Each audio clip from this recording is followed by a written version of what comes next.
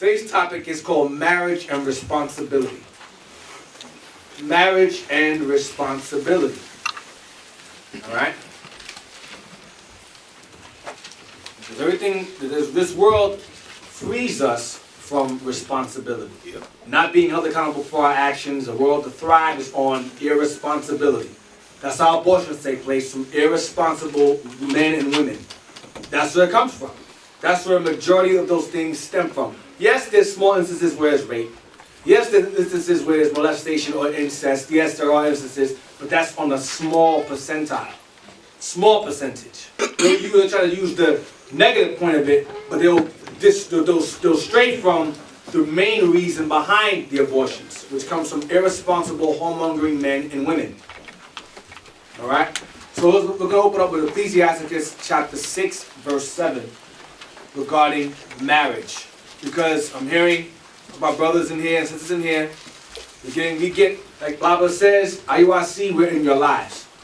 When we established the complaint form, at first I said, oh Lord, we shouldn't do that. Because it's going to open the floodgates. We're going to be answering complaints for the rest of our lives. 2,000 complaints a month. But then I realized that if people see us get the complaint forms and they see us respond to the complaints, they're going to know we actually care about the concerns and issues of the people. That will actually strengthen the trust between the leaders and the body. By hearing the complaints, entertain the complaints, if they're worthy of entertaining, because some things are just emotional events, we ignore those. But some issues that have merit, and we go, okay, fine, we're going to deal with that. That strengthens the trust between the members, the congregation, and the leaders, whether it be the captains, the officers, the soldiers, the deacons, and so forth, the bishops, and so forth. So Ecclesiastes 6 and 7. And that gives us, once again, that goes back to that word, that gives us accountability, that gives us responsibilities.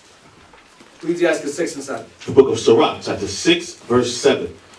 If thou wouldest get a friend, prove him first. So the first thing, we go over this all the time. Some of y'all are like, oh, here we go again. I gotta do it because it's like Israel catches temporary mental disability when it comes to marriage, man.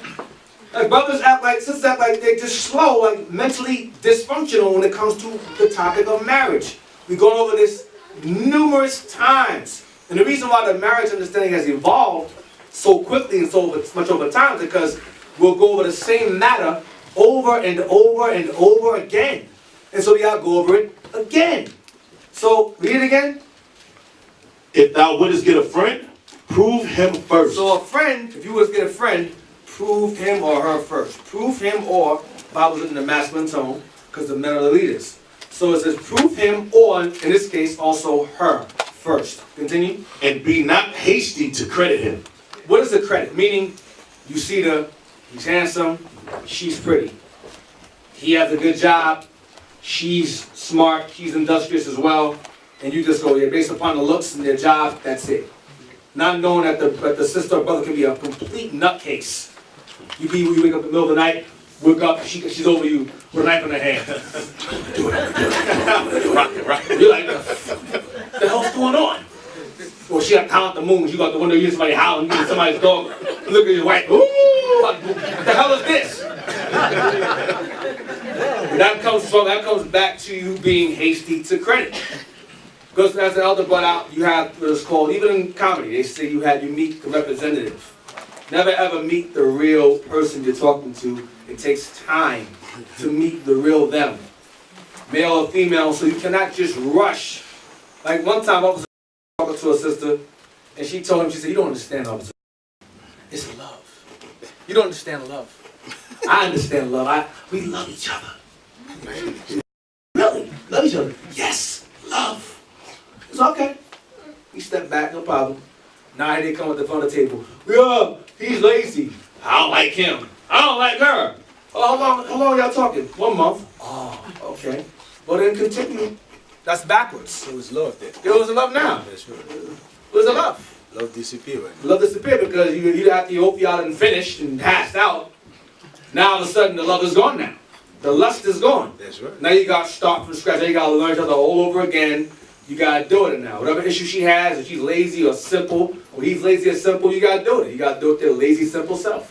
because you refuse to prove a friend. No conversation involved, just lust, looking at a Facebook picture, Instagram picture. Oh, damn, she fine. Damn, he fine. Oh, okay, sound, he just fine. Now you miserable the rest of your days. Then you want us to end your marriage. Well, she don't believe. He don't believe. Yeah, but you believe in a penis. You believe in a vagina. I don't hear that nonsense. You don't want to hear it. But Jake, now you want us to annul your marriage now. Yep. No, we're not going to know that. You stuck with that now. Go ahead, love. I'm glad you say that, Deacon Eythan. Because America came with a thing he called love. The word love, the human use, the carnal man use, is lust. There is no such a thing as love, because love doesn't wake anything.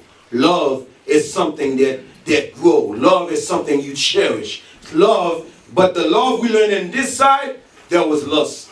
That's all it had to do with, is lust. It had nothing to do with no love. There was some lust. After the lust disappeared, then now reality start kicking in. You understand? Be very mindful. Don't caught up. Don't come in here to clean yourself up, then caught up something in here. That'll make you simple. You understand? You come up here to clean yourself up. Make sure you get the medical record. Make sure you got everything according to what we telling you. We've been there. We telling you something. We've been there. We examine it. It's never come out to be good. When you go against our counsel, it's never good. There's nobody who went against that counsel that's good. I'm telling you. Yeah. If you want to have a cherished life, listen what we're giving you. Fight within yourself, don't give in. That's why you're here, to be a control of your own self. You understand? That's why you're here. How do I control myself? The laws of God is able to do that in your weakness. That's what he told Paul. In your weakness, my laws is powerful. You understand? Understand that. Read again. 6 and 7. Sirach chapter 6, verse 7. If thou wouldest get a friend, prove him first, and be not hasty to credit him. Read it on. Read it. Read the next verse. For some, man is a friend for his own occasion. Some people become your friend for their own personal agenda. They don't really want to be with you. They just want the draws. They just want the ride. They just want the box. Some people are friends for their own occasion. Go ahead. And will not abide in the day of trouble. I mean, they will not abide. When you really need them, they ain't going to stick around. They just want you for that moment. Then they're done with you. That's what happens. Deacon Eythan, please, sir.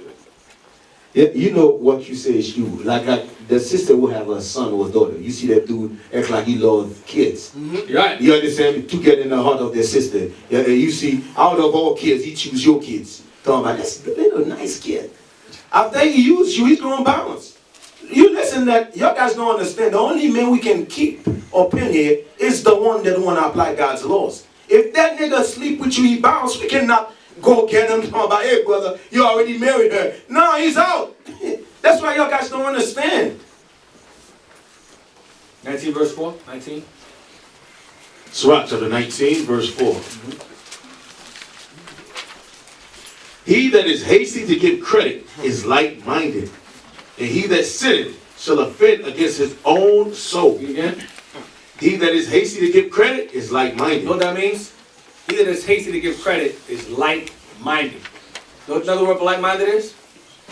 It means you stupid. It means it's rough. That's a rough.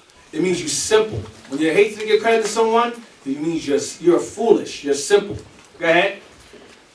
He that is hasty to give credit is light-minded, and he that sinneth shall offend against his own soul. You hurt yourself when you sin. You ain't hurting us up here. You hurting yourself. You putting yourself in harm's way. Not nobody else.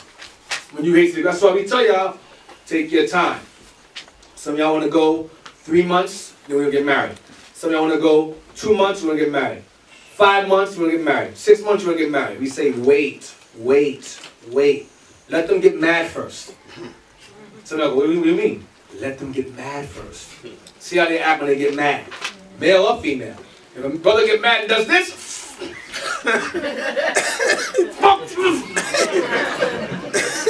you better wait. Sister get mad and go, wait. They're violent. Some of y'all like them violent brothers. Some of y'all like them violent sisters. They're cool, they go in the world, feisty. she's feisty. No, nigga, she's crazy. Stop. It's my language, Negro. She's crazy. Don't try to make it. The world gives excuses for evil. I'm telling you. Feisty, diva, gangster, thug. That's cute in the world. That's evil as hell in here. But some of y'all want to drag that in here. I'm telling you, be mindful. You gotta wait them out. Wait them out. They will reveal themselves. The Most High will reveal it. Wait them out. But some of y'all want to just wait out the box. She'll get to me eventually. Wait it out. Give her the flowers. Take her out. That's what y'all do. Or I'm gonna dress so nice for him. Put the makeup on. Kick the makeup like Bible said earlier. Kick the makeup on. Turn to somebody else. Some of y'all turn to different people. I've seen sisters turn into an entirely different person. It's witchcraft. That's crazy. They'll put makeup on. They become someone else entirely. I go, who is that? I said, it's so-so. No, it's not. Get out of here. That ain't so-so. Yes, it is. Makeup on, you're like, wow. Makeup on, you're like, oh, wow. Wow. Not saying they're ugly, but it's the big difference. They'll be pretty without makeup. I see sisters are better without makeup than they do with it. Yeah. And it ages you too. It makes you look older. It weighs down on your skin. You know what I'm talking about. It weighs down on you. You look older than y'all because you put too much on. But again, a lot of brothers fall for it, sisters fall for the looks or whatever, and end up in a land of misery. Read again. Sirach 19, verse 4. He that is hasty to give credit is like-minded, and he that sinneth shall offend against his own soul. So if you're just up, get 27 and verse 7. Same book again. Sirach chapter 27, verse 7. Praise no man or woman before thou heardest him speak. Read again. Praise no man before thou hearest him speak. Go ahead. For this is the trial of men. Read again. Praise no man before thou hearest him speak. Stop. Praise no man before you hear them speak. Meaning conversation. That goes to that goes on both sides. Praise no male or female unless you hear their conversation. Conversation is key. When it comes to marriage in Israel, conversation is key. Looks comes, of course. We're going to get into that also. Looks matters also. Again, some of y'all don't care about looks. Some of y'all do. But the most important thing above all else is conversation. Then there's this thing called time, where you get old, you get wrinkly, and not as bad as you was before. Not saying you get ugly, you get old, but the looks fade. Gravity takes effect. Gravity takes effect. Things start getting pulled down. Both sides. Man, you start getting the crow's feet in the side of your eyes. She gets wrinkled. Nothing wrong with aging together. But after a while, the things that you found attractive when you were younger, it changes. And all you have left is conversation. Things don't go up no more like you used to. Sometimes the man get older, he's like, oh, I don't want that no more. I just want to talk now. I'm so tired. You want to have sex? Why? Let's just talk about stuff. Let's talk. I mean, have sex all the time. Let's just talk. Women be like, dang, you old. Yeah, you are too. You gotta have a conversation. You have a conversation. You can talk about how good it was when you were young. Remember tell me this also? You live over up there one time. You know the shit. You know the shit. Spider-Man. Conversation's key when you get old. Kids be like, ill. Kids either real ill. Yeah. But all you have after a while is conversation. That's the most important thing you have to have when you're young. So when you get old, it'll be even better. You understand? You understand what I'm saying? Y'all should the first line of defense is conversation between the male and the female. Right. Okay. Read the next verse.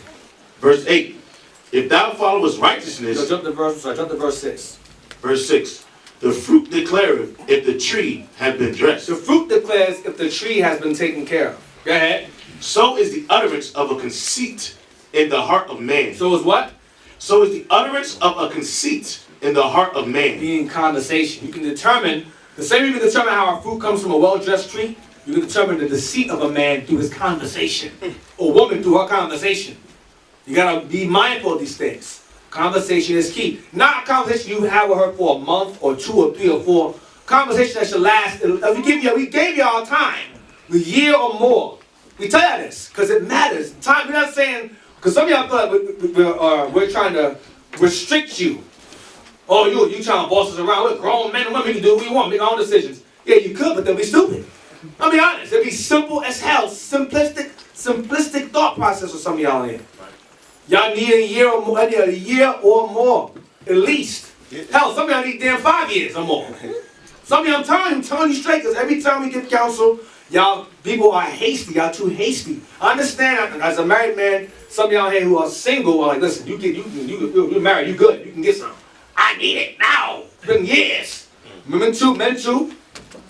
But again, you have to learn to control your loins, learn to be patient. Because you mess around, live with the wrong woman or male and be miserable. Then now you got to live with somebody you hate. What would you rather have? A person you live with in love or a person you live with in hate?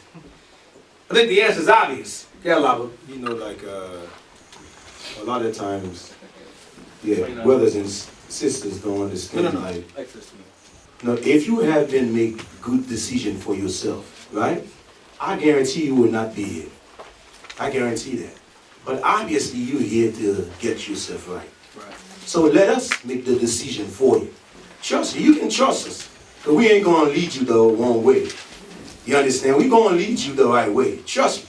But right now, all that thought you had, you a grown-up woman, a grown-up man, leave that thought outside. That's how you heal. You understand? You cannot say that you come here to get healed, but you don't want the medicine we giving you. That don't make no damn sense to me. You in here, you doing all type of slick thing up in here, but you come here to get healed. That make no sense. That's like you going to the doctor. You guys said the doctor say, you know what? Get loose of all the medicine you ever been taking. Then he said, that's one of them I love. I'm going to keep it. I don't care what he said. Then now he realized that the medicine he's been given, it's not taking his course. He's like, what's going on? Everybody taking the medicine, they change. Why? Something wrong. Then a couple of months come, the doctor call you in. You okay? Yeah, you taking it the time I tell you? Yeah, doctor, I take it. But you never tell the doctor, I take another one I love. You understand? That's the world. You understand? What we giving you here, we giving you things to change. But you still hold on to something in the world that you realize, why I'm still thinking evil? Why I'm still thinking as a nigger woman? I'm still thinking as a nigger. Because you still hold on to the friends of the world. You still hold on to the system of the world. Then you realize, why I've been here 3 years, I'm not even here yet. But you're not looking within yourself, said, one day, am I studying hard enough? Am I doing the works that the Lord requires of me? Same thing to sisters. Why I'm not acknowledging everybody else is acknowledging. I've been here 3 years. The sister just come in. She act like she been here 4 years. The sister just come in here. She have more common sense because she know that she's here to be healed. So she's here putting works in. Why you sit here look like a madam? You're too here. I see sister put that feet up like that. One other sister to do things for you. Can you take care of my kids? When you deal like that, nobody gonna respect you. That's why you don't understand. I don't care who wife you are. Nobody gonna respect you. People gonna notice you fake. You understand? At the end of the day, your father gonna reveal. So you better all come in here, ask brother, how do I do to get this chain movement? How do your guys can use me to be a part of this train? Because there's a lot of things in this train. You understand? I know you need help with. But tell me, what can I do to change? Your sisters will have time in your hands. You understand? You remember that scripture who said that sister will look far. You understand? Because instead of entertain things of the world, there's many things you're going to find who's going to help a brother here. Or going to help your husband instead of working the 18 hours. Guess what? You can find a system. He works 12 hours. Then he be home 6 hours or 4 hours earlier. No. What you doing? You watching things that's not going to benefit you, not going to heal you whatsoever. It's not going to better your life whatsoever because these are follies. That's what Eythan is talking about. Marriage is an honorable thing. So you have to take this thing seriously. That's your life involved in that. You're going to meet that man is for your whole life. You better make the right decision. Right. And when you hear people say I'm a grown woman, male or woman, the moment you walk in these doors, you're a child all over again. I want to hear that stuff. You are a babe. Not a grown man, nothing. You was grown carnally in the world, yeah, grown. But spiritually, you a babe. So I make simple decisions.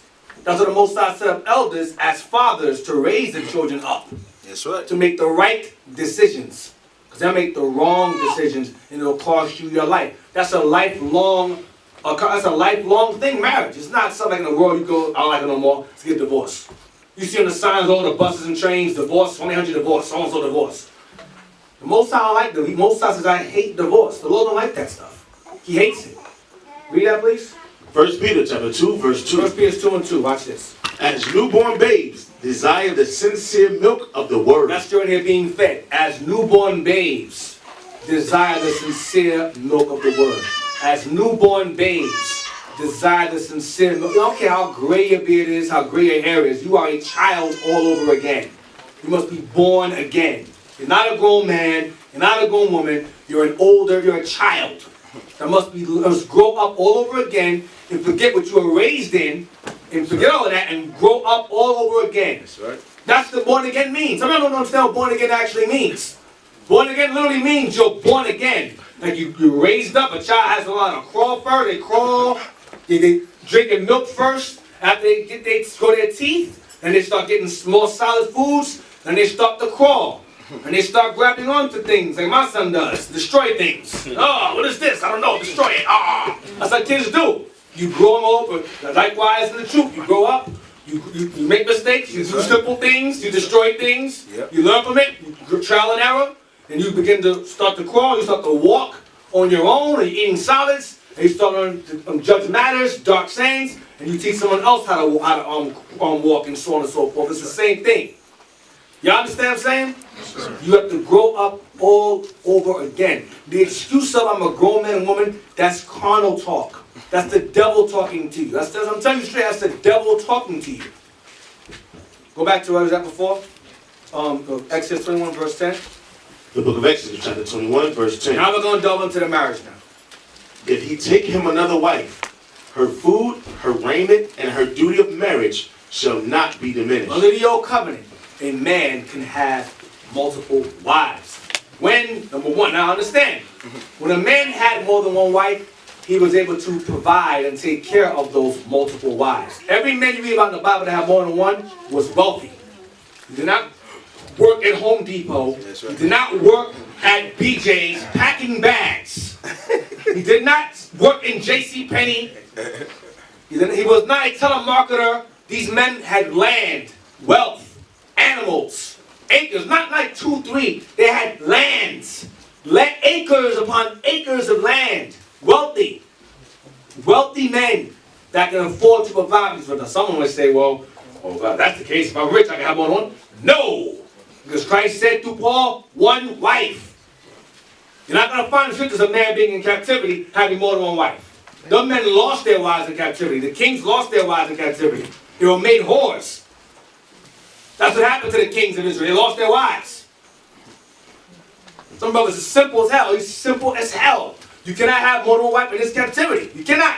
Christ said, listen, you're in captivity. In the meantime, get your minds right. Give you just one for now. When you're reestablished, you can have more than one. For now, one. And imagine a Negro today have, first off, understand, any man that thinks he has more than one, them wives are taking care of themselves. They know, one brother I know in Israel, in any camp, where he's taking care of all them women. And they're not living under the same roof. They're in their own house, with their own car, paying their own rent. Right. Or Esau's taking care of them through Section 8 or welfare. That's right. Or food stamps. That's right. Israel did not have Esau taking care of their other wives. Israel took care of their own wives. So it's fairy tales you're seeing on YouTube. Fairy tales and delusions of grandeur. That's what it is. Read it again.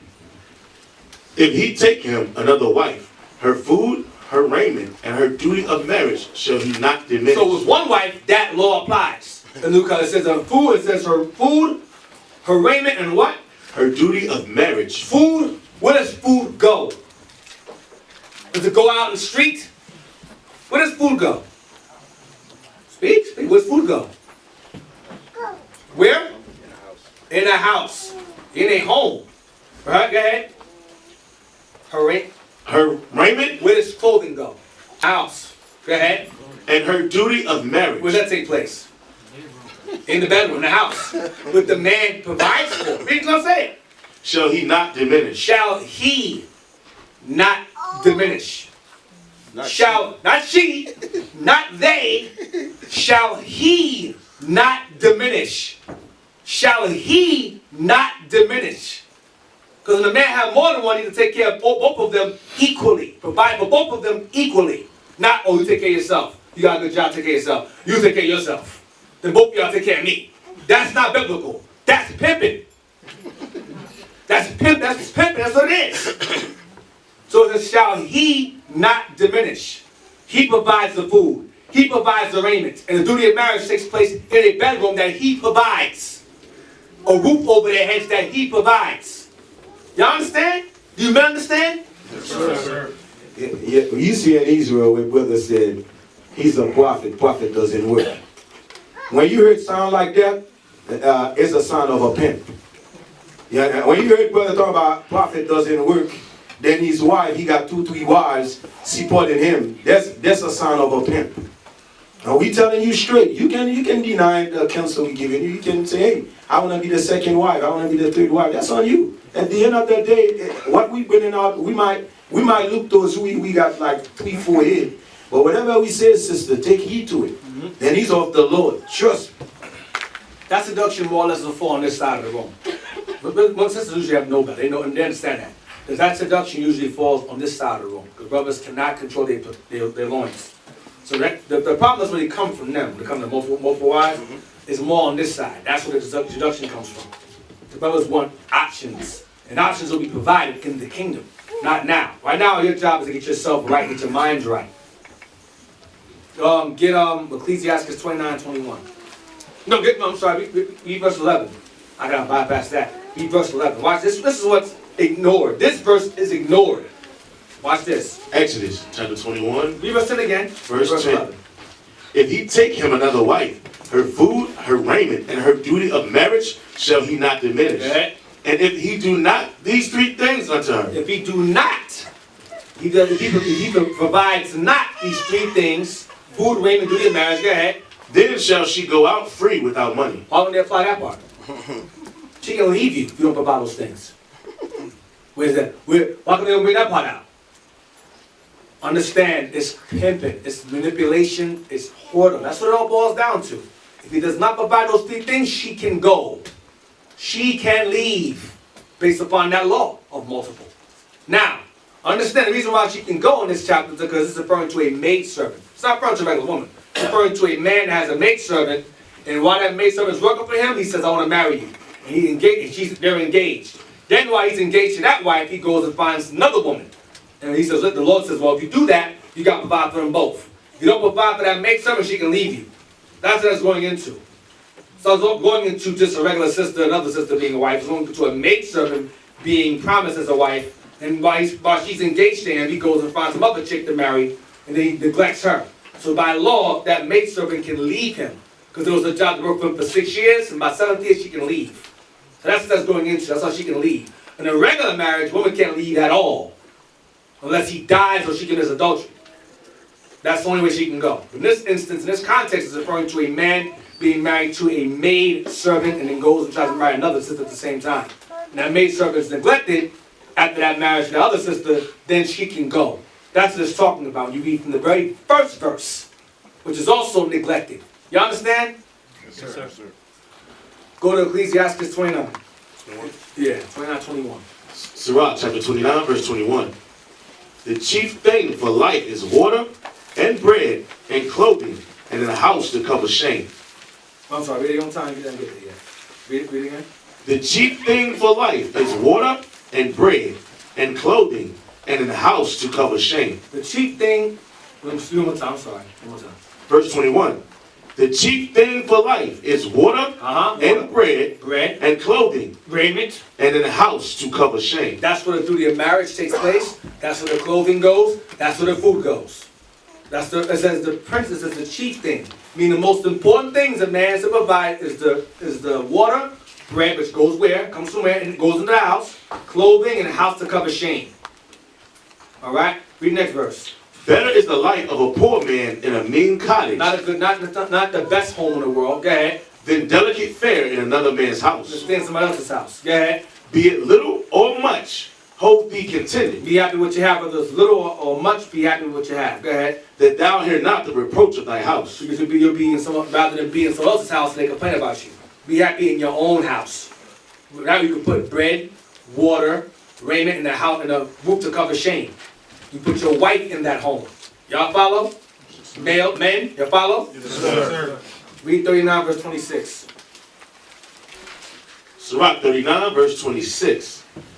The principal things for the whole use of man's life Or the chief thing, same thing, go ahead. are water, Water. fire, You guys that goes to the stove, or go ahead. iron, Uh-huh. and salt, flour of wheat, honey, milk, and the blood of the grape, Wine and oil, and clothing. and clothing, go ahead. All these things are for good to the godly. So to the sinners, they are turned into Anything evil. else will be used against you if you're wicked as hell. So those things are what the man provides the home. Okay? Those things. Get 2 Thessalonians 3. So you sisters, y'all must take into account that the man is able to provide these things for you before you even think to marry anyone. He has to be a man of responsibility to provide these things. If he cannot provide these things, he's a waste of your time. Understand, during biblical times, the father was the provider of the house.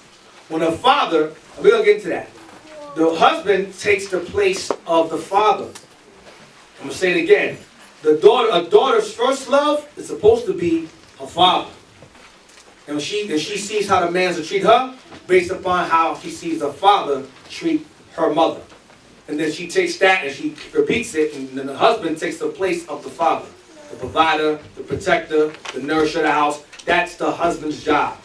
The husband takes the place of the father. And many of us in this room have not had the pleasure, most of us in this room possibly, have not had the pleasure of being raised in a home where we watch a father deal with the mother biblically. So therefore we must be born again and learn how a father dealt with a husband, or how a father dealt with a mother. You understand? Or how a husband dealt with a wife. You got to read the biblical examples to learn that and glean from it, and so our children can watch us apply what we read. And they can grow up in seeking the same exact thing, to reverse the cycle of ignorance or the sunken place that our people are in today. You understand? Get 2 Thessalonians 3 and 8. 3 and 6. 3 and 6. 2 Thessalonians chapter 3, verse 6. Now we command you, brethren, in the name of our Lord Jesus Christ, that ye withdraw yourselves from every brother that walketh disorderly, and not after the traditions which he received of us. So it says for us to withdraw means to remove yourself or remove them from your presence. I mean, put them out. You do not walk orderly or responsibly or irresponsibly. Withdraw yourselves from them. Go ahead. For yourselves know how ye ought to follow Because us. y'all know better. So Paul is saying, go ahead. For we behave not ourselves disorderly among you. Go ahead. Neither did we eat any man's bread for Go nothing, ahead. but wrought with labor and travail night and day, that we might not be chargeable to any of you. We worked and took care of ourselves, so we were not forcing you to take care of us. We took care of ourselves. So we were not chargeable unto you. Go ahead. Not because we have not power, Not because you lack the power to do so, but we could have it where y'all take care of it because we teach you. We could take that power and use it where y'all provide for us. That's what Paul's saying. Go ahead. but to make ourselves an example unto you to follow But us. we don't, because we want to work so that you can learn to work and take care of yourselves as we do. So we don't abuse our power over you, is what he's saying. Go ahead. For even when we were with you, this we commanded you, that if any would not work, neither should he eat. Man don't work, you shouldn't eat. Go ahead. For we hear that there are some which walk among you disorderly, Irresponsibly, working not at all, don't want to work, but are busybodies. nosy, gossiping all over the place rather than where they should be. Working and being mature and being responsible. Go ahead. Now them that are such, we command and exhort by our Lord Jesus Christ, that with quietness they work I mean, they're not busybodies, they mind their own business. Go ahead. and eat their own bread. And they work and eat their own bread. Go ahead. But ye, brethren, be not weary in well-doing. Go ahead. And if any man obey not our word by the epistle, By this law, note that man, and you acknowledge him, and have no company with him, put him out. that he may be ashamed. Go ahead. Yet count him not as an enemy, Don't cast him away entirely. Go ahead. but admonish him as a brother. But you check him. Listen, bro. You looking for a job? You doing what you're supposed to do? That's what he's saying. So the law that the disciples had established was, if man don't work, you don't eat. If you don't want to work, you got to go. Can't walk sensitive amongst us, just lazy, to take care of you. That's disorderly. That's irresponsibility. as a soldier or an officer or a captain, you're walking around with no job, irresponsible, expecting people to take care of you, that's disorderly. Y'all understand? It's disorderly. Yeah, Laviel. A perfect example would be a soldier who's still living with his mom. Right. He's a soldier, but he's still living with his mom. Brother, he was made a soldier to become a man. Now you see officers, and they claim they're officers, but they still live with the mom. And they're looking for trying to talk to sister. Hey, brother, build yourself up first. You already have a decent job, but you want to aim for a wife. You understand? Yeah, get yourself together first, man. That's what the Bible is, a perfect healing power. Because the world needs the medicine. You understand? The proper way of breaking it down, that's what's going to heal us. And, but you're looking at a soldier talking about still living with his mom. Then he bossing people around here. Hey, brother, clean here, clean there. Brother, you ain't no soldier. You know, you should be looking down. You should be ashamed of yourself, man. Call yourself a soldier. You used to live with your mom. You had not done anything for yourself. You know what I mean? We in Babylon. Let me tell you something about Babylon, man. That if you really want it here, guess what? If you really want a decent job, you can have it. But it's up to you. There's a lot of resources out here, man. You know what I mean? Like back then, it probably was hard to find. Now, it's so much resource out here, brother, unless you just a computer dummy or whatever, knowledge dummies. You know what I mean? But there's many things you have to talk to brothers, man. There's a lot of brothers who use their hands to get somewhere. There's a lot of brothers who use their brain to get somewhere. But you can never be a soldier. Then you telling me that, I heard a brother said, he's looking for a wife, brother, where you work? I'm in McDonald's. Brother, you cannot provide for her. You understand? Especially if she have a kid already. You cannot provide for her, man. Don't play yourself out like that. Yeah, she's going to accept you down the line. She's going to be the one who come back to us. Brother is lazy. He work at McDonald's. Yeah, as the same sister's going to come back and say the same thing. Get yourself together. As a young man, aim for the best. Aim for the best, man. Be the best. Now, I mentioned earlier about the man to provide. I'm not saying that the man should provide and he sits around and does nothing. No. Don't that go through your mind that a woman sits around and does nothing. No. When you read Proverbs 31, it shows you that the women of old were industrious. They were able to buy land, take care of the house, all of that. They would do those things. They were responsible themselves. Responsibility spelled, I'll go into that also. I'll let that part out. I'll go into that as well. But women also had obligations and responsibilities themselves to maintain the house that the man's job is to provide for. That's right. Okay, put that out there. Ephesians 4:28. Ephesians chapter 4, verse 28. Let him that stole steal no more, Go ahead. but rather let him labor, The job. working with his hands the thing which is good, Go ahead. that he may have to give to him that needeth. So our job is not only to work, just to work and take care of ourselves, but to help those who may need help. To work and help those to assist the body. That's what money also goes into, not just yourself being selfish. No man's an island here. All of us are a nation, we all will be knit as one man. Alright? Get Tobit 7 and 12.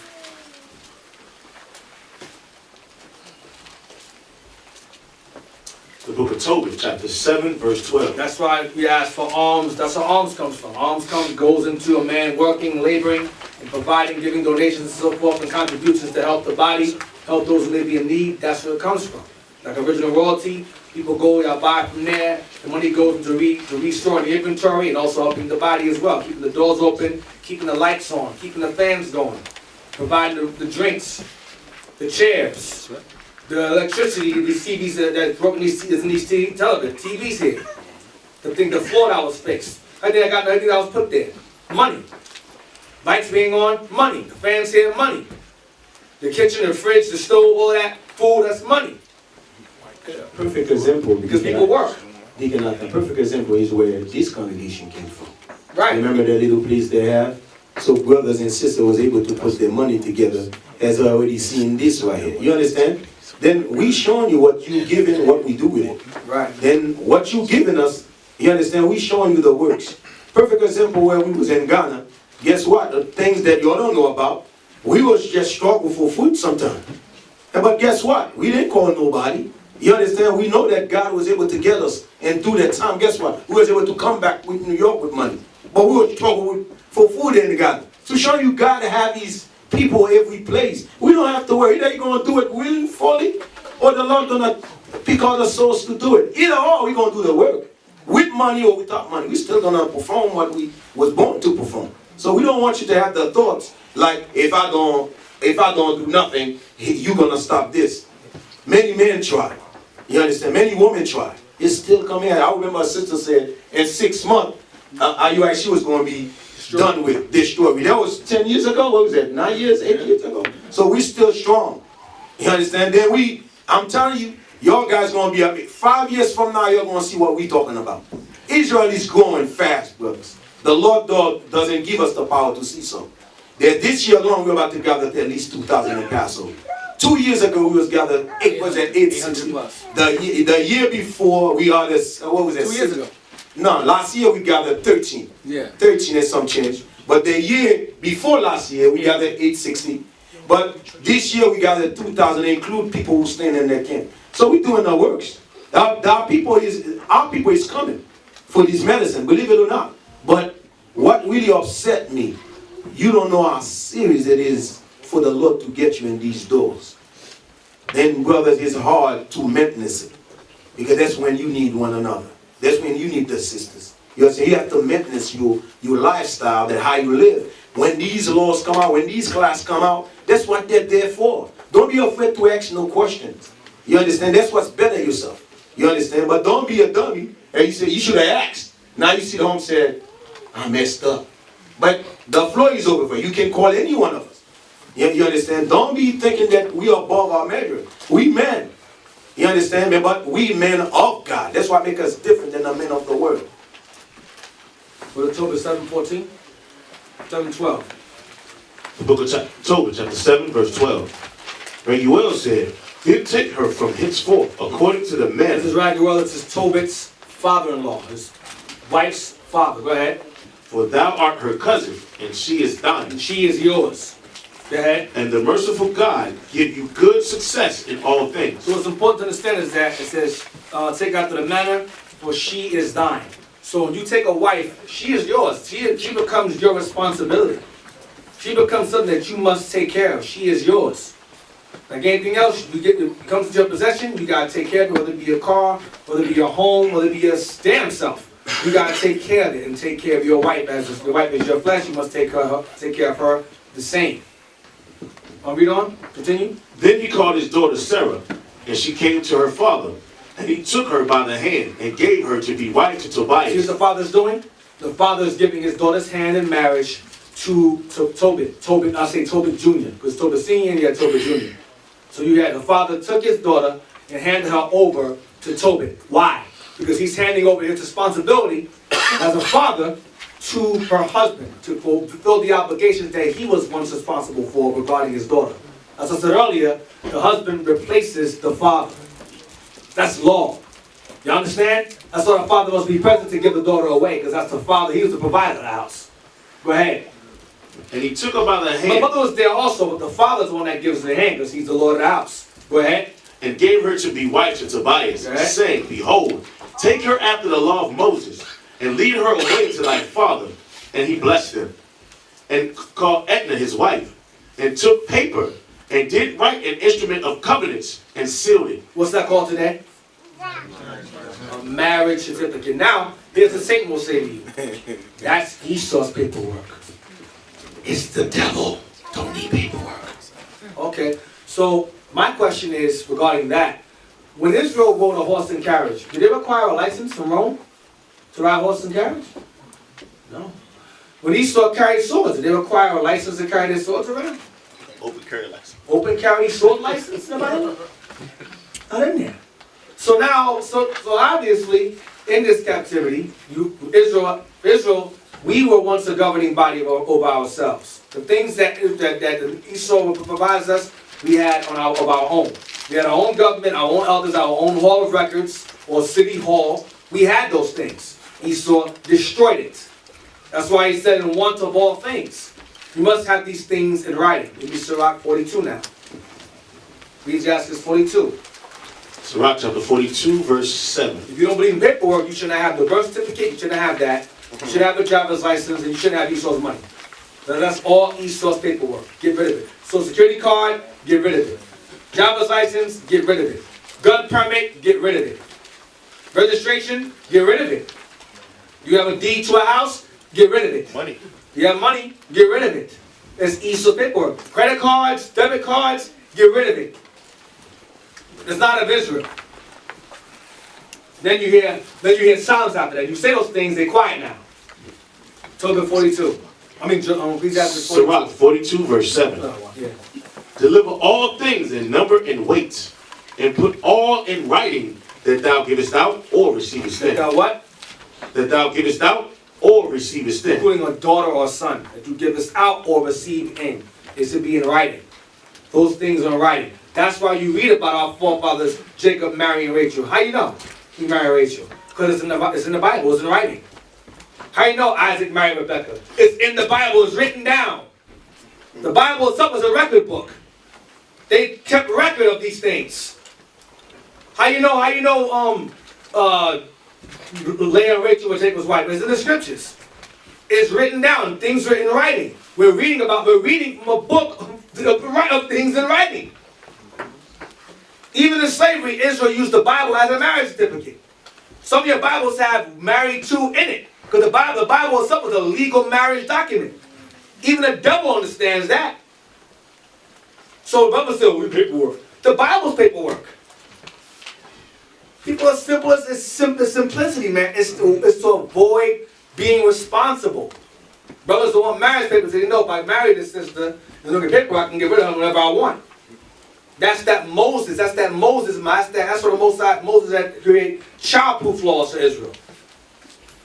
Childproof laws. What's a childproof law? I'll give you an example. Give me Matthew 19. I'll give you an example of why Israel does not want marriage papers. Matthew 19. I'm going to show you why. No, I want. Start from verse 5. The book of Matthew, chapter 19, verse 5. Actually, that's what I want. Yes. Yeah, read that. And said, for this cause shall a man leave father and mother, and shall cleave to his wife, and they... Nope, jump up to verse 3. Matthew chapter 19, verse 3. The Pharisees also came unto him, tempting him, and saying unto him, is it lawful for a man to put away his wife for every cause? They asked a question. Is it lawful? It says tempting, meaning they knew the answer already. But they were asking the child, trick him in his words. Is it lawful to put away a man's wife for every cause? Meaning for any reason he wants? Go ahead. And he answered and said unto them, have ye not read that he which made them at the beginning, made them male and female? And said, for this cause shall a man leave father and mother, and shall cleave to his wife, and they twain shall be one flesh. Have you not read that? Going back to Adam and Eve? Did you not read that in your Bible? He's saying to them? For they are no more twain, but one flesh.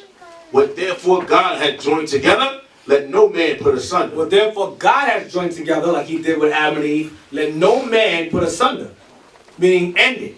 End the marriage. Go ahead. Or divorce. Go ahead. Watch this. They say unto him, why did Moses then command to give a writing of divorcement, and to put her away? So if marriage is something that God put together and no man can put it asunder, why did God allow Moses to establish a bill of divorce? If God put together, then no man put asunder. Why did God allow Moses to establish a law that puts a marriage asunder? They're trying to be slick. Read the next verse. He said unto them, Moses, because of the hardness of your hearts, suffered you to... Go in and out. Go ahead. He said unto them, Moses, because of the hardness of your hearts, suffered you to put away your wives. So because of the hardness of your hearts, Moses allowed you to divorce your wives legally. Go ahead. But from the beginning, But from before Moses, go ahead, it was not so. there was no such thing as divorce. But the Lord knew, Moses knew, if I didn't establish that law, they would do it anyway. Right. That's when he said, listen, you can divorce her. Let's put it in writing that you divorced her. Because you're passing her around like a whore. So have it in writing that she's divorcing this brother, so they're not both having sex with each other's wife, with the same woman. Make sure there's a legal document that shows that she was married to this guy no longer. That's why I was put in writing. But from the beginning, there was no such thing as divorce. Y'all understand what I'm saying? Yes, sir. So Moses had to create a law to regulate the wickedness of the Israelites of the wilderness. Because they would have did it anyway. Get Deuteronomy 24. So that's why Israelite men today don't want marriage papers. Put it away for any cause. And to avoid the responsibility of having to go through the whole thing of paperwork and all that. They don't want all that. They just want to just get rid of her. Sleep under the rug. Deuteronomy chapter 24, verse 1. I've heard Israelites say things like, we're getting divorced. We divorced. D-I-V-O-S-T. We divorced. Because we had irreconcilable differences. What scripture is that? What scripture is irreconcilable differences? Where is that in the Bible? That's why they want paperwork. Stupidity. 24 verse 1. When a man have taken a wife and marry her, and it comes to pass that she find no favor in his eyes, because he had found some uncleanness in her. Stop, he found what? Some uncleanness in her. He found some reason to go, I don't like her no more. That some uncleanness goes into every cause. I don't like her no more. One toe is longer than the other. Or I don't like why her hair is that kinky. I don't like that. She don't gonna cook that well. They will find any reason they could to get rid of the woman. Go ahead, read on.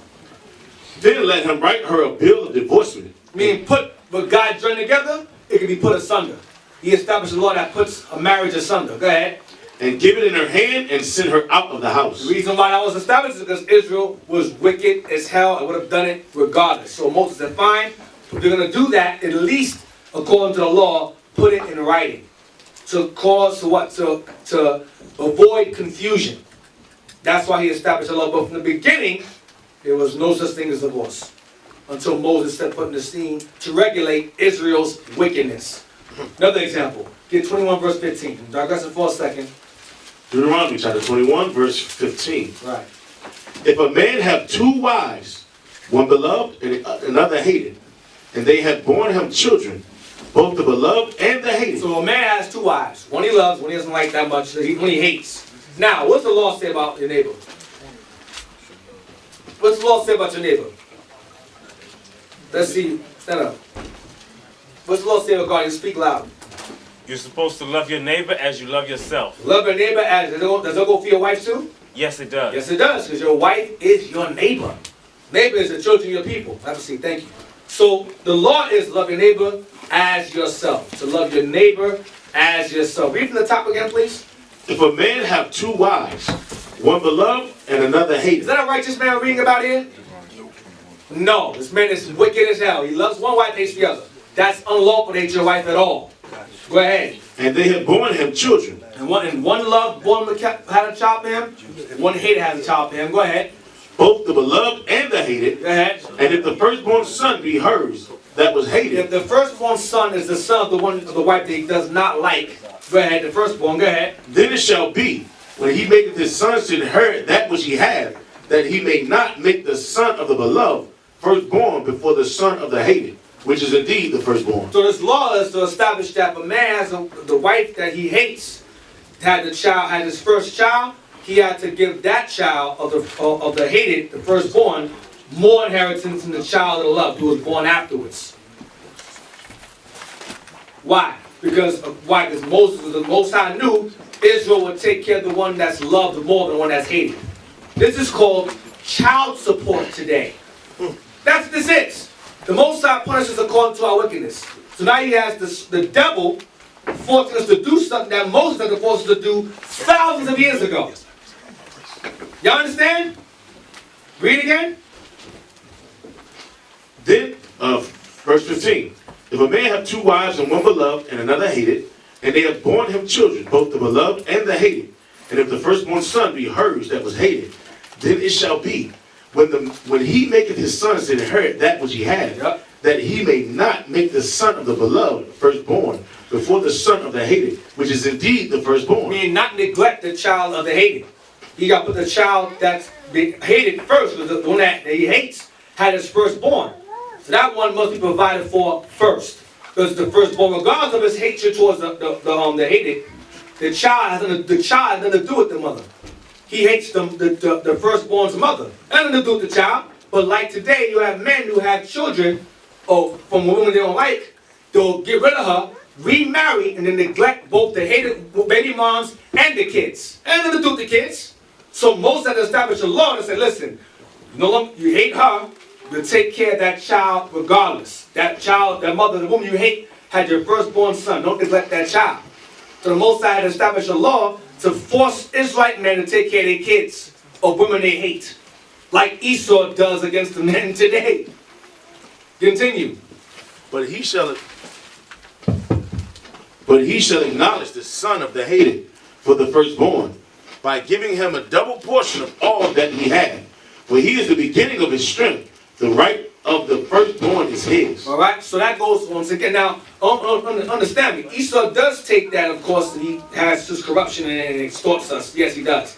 But that goes back to us being punished according to iniquity of our fathers. Each punishment that we're suffering now was a consequence of each law we broke under Moses. You understand what I'm saying? We were punished according to our iniquity. So the Most High would have Esau do things to us that we were doing to each other before he even showed up. That's what y'all don't understand. So these are laws that were established to keep Israel in order, in line. Go to Tobit now again. I digress for a second. Back to Tobit again. And these laws were made to establish what? To establish responsibility. That's why I went over that. Tobit, we was in Tobit 7. 7 and 12. Yeah, no, past that. 14. 14. 14. Yeah. Tobit chapter 7, verse 14. And called Eythan his wife and took paper and did write an instrument of covenants and sealed it. So he wrote a bill of marriage. How can it be a bill of divorce and not a bill of marriage? That don't make sense in itself. Go ahead. Then they began to eat.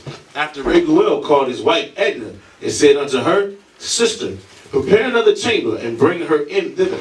A chamber is a wedding chamber. Go ahead. Which, when she had done as he had bidden her, she brought her thither. So notice what's happening. The father takes his daughter, hands her into the hand of Tobit. Then he writes down the marriage documentation. He writes down the confirmation of being given together, being brought together. Then they set up the what? The wedding chamber. For them to do what? To consummate it, to complete it now. To complete the marriage. So the writing came first, the wedding came first, then the writing came, and then the consummation came after. The writing confirms the consummation. You understand? You do it backwards today. Y'all do it. Our brother's doing backwards today. Y'all bang it, doing the chamber first, then the paper, then the parents. That's not what this says. It says you go to the parents. If the parents, of course, are worldly and carnal, you come to the leadership. The fathers up here. Then from there you go, okay, from there, paperwork. Then from the paperwork we have the wedding feast and so forth. Then y'all go about your business into the wedding chamber. Then we celebrate. That's how it goes. Israel's doing it backwards. Good luck with that, Deacon. Yeah, right? We've been dealing with that for the past few years. That's right. Go ahead, continue. Verse 17. Which when she had done as... No, but some brothers have done it. Yeah, somebody. Some brothers have actually done it. On it. Honored it. Go ahead. Verse 17. Which when she had done as he had bidden her, she brought her thither. And she wept, and she received the tears of her daughter, and said unto her, Be of good comfort, my daughter. The Lord of heaven and earth give thee joy for this thy sorrow. Be of good comfort, my daughter. Go ahead, verse 8, chapter 8, verse 1. And when they had supped, they brought Tobias in unto her. Now jump to verse, we're going to jump down to verse 4. Verse They 4. brought Tobias and unto her, meaning they put her into the tent, and they presented Tobias to go into the tent with her, to consummate. Verse 4. And after that, they were both shut up together. Shut them together into the marriage chamber. Go ahead. Tobias rose out of the bed and said, They consummated the marriage. They had sex, they consummated it. Go ahead. Tobias rose out of the bed and said, Sister, arise, and let us pray that God will have pity on us. Go ahead. Then began Tobias to say, Blessed art thou, O God of our fathers, and blessed is thy holy and glorious name forever. Let the heavens bless thee and all thy creatures. Thou madest Adam and gavest him Eve, his wife, for an helper and stay. That's what Christ was talking about in the beginning. It was not so. Adam and Eve. Go ahead. Of them came mankind. Thou hast said, It is not good that man should be alone. Regarding Adam. Go ahead. Let us make unto him an aid like unto himself. Eve. Go ahead. And now, O Lord, I take not this my sister for lust. Stop. Read it again. And now, O Lord, I take not this my sister for lust, Go ahead. but uprightly. But righteously. I take not my sister for lust, but uprightly. That's why we tell y'all to wait. Wait. Take your time. Be patient. Wait. Wait. Wait. Do not take her for lust. Do not take her for sexual desires. No. That's how a marriage ends up being chaotic. It says, take not my sister for lust, but uprightly. Go ahead. Therefore, mercifully ordain that we may become aged together. That's what your mind should be. Not let us mercifully ordain when we bang and then I don't like it no more, move to somebody else. That's what the world says to do. The scriptures say, mercifully ordain that we grow old together. Not put asunder, not separate or divorce after a few years. It says, grow old together, age together. Like I was making that joke earlier about how you have this conversation. Wrinkles and conversation is left. Go ahead. 8. Verse 8. Verse 8. And she said with him, Amen. And she agreed. She said, Amen. That's wedding vows. These are wedding vows. So then we verse 6, verse 5 and down, that's wedding vows.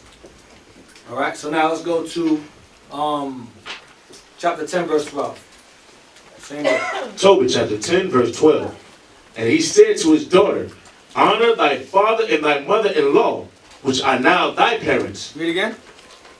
And he said unto his daughter, honor thy father and thy mother-in-law. Honor your husband's parents. Go ahead.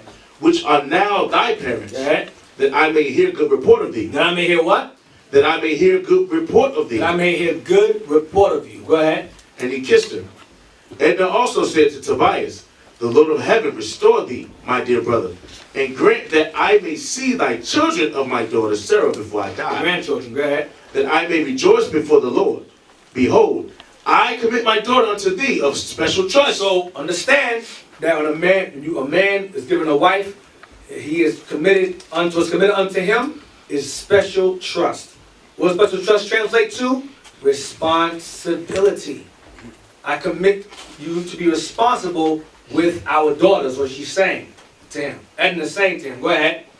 I commit my daughter unto thee of special trust. Go ahead. Wherefore, do not entreat her evil. Do not entreat her evil. That's why we tell y'all to get paperwork. That's why we tell y'all to be responsible, to have a job, to be stable, to provide the cheap things, principal things of the house, the food, the raiment, duty of marriage. That all falls to being a special trust. Responsibility. Brothers don't want to do that. They want the hotel room. They want to bang her in her parents' house or bang her in his parents' house. That's immature. That's childish, man. You sisters should have more respect for yourselves to let a man take you into his mama's house or your mama's house and bang you in his old room as a kid. That's childish, man. That's retarded. Let's go to my old room when I was in high school. Come on, man. Really? That's retarded, man. That's retarded. Have more pride for your body, for yourself, man. Let a man take you into his old bedroom. He got Ninja Turtles all over the wall, footballs, pictures everywhere, G.I. Joes on his dresser. Come on, man. Take him into your own. He's going to take you into his own home. And before all of that take place, the introduction, the wedding feast, papers, all that should come first before you even set foot to his door. Before all of that, but y'all want to go backwards, and that's how you end up coming before us with your complaints. He ain't doing this, she ain't doing that. He got something wrong with this, she got something wrong with that, because y'all are responsible. Yeah. Those are good memories, man. You share with your daughter that is after you. Then he's able to share, she able to be go into the same marriage and showing it to her daughter. That's how you build nation. But if we always been divided, then how would we build the young men to be kings? How would you build the young daughters to be strong? You understand? Because the house is always divided. You guys don't understand the power. You know how Satan attacked Adam? Adam was a mighty man on earth, believe it or not. You see me how he go to the old woman attack Adam? He attacked the family structure. Think about it, man. You ain't here to get yourself together. Just think for a minute. Go ahead, Deacon. Well, Genesis 31:48. This is the agreement that Laban had with Jacob regarding his daughters. They made an agreement, a covenant. This is Jacob's father-in-law. Genesis chapter 31, verse 48.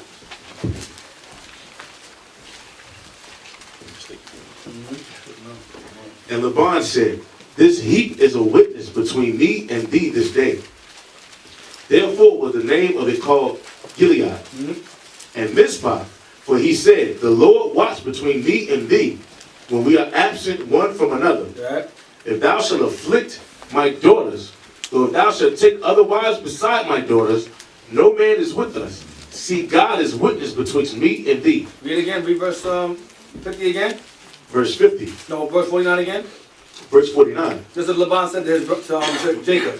In Mizpah, for he said, the Lord watch between me and thee, when we are absent one from another. This is our oath. The Most High watch you, Jacob, and my daughters while we're absent from each other. Go ahead. If thou shalt afflict my Shall daughters, hurt my daughters. Go ahead. or if thou shalt take other wives beside my daughters, You get rid of my daughters and take other wives. Go ahead. no man is with us. See, God is witness betwixt me and thee. So the oath was, don't do that. Don't hurt my daughters and don't get rid of my daughters, and I'm gone. Keep my daughters. That's what he's saying to him. So the fathers of old had a special care. They always told the husbands to have a special trust for their wives, or for their daughters in this instance. You understand? So the same way Tobit's parents-in-law told him, listen, I give it to thee a special trust, Laban told Jacob the exact same thing. Don't afflict my daughters and don't get rid of my daughters. Don't divorce them. Or don't replace them. That's what he's saying. 30-30. Let's see the kind of mindset Jacob had regarding his family. Because Laban was basically an extortioner. Laban was wicked as hell. Laban was extorting Jacob for 20 years. Extorting him, using him. Because Jacob brought him blessings. But watch what happens. Jacob got tired of him. Let's see what he says. 30-30. The book of Genesis, chapter 30, verse 30. For it was little which thou hadst before I came. When I got here, you had little. Now you have more. Go ahead. And it is now increased unto a multitude. Now you have a whole bunch. Go ahead. Now you're wealthy. Go ahead. And the Lord hath blessed thee since my coming. And now when shall I provide for my own house also? What did he say? And now when shall I provide for my own house also? When can I provide for my house?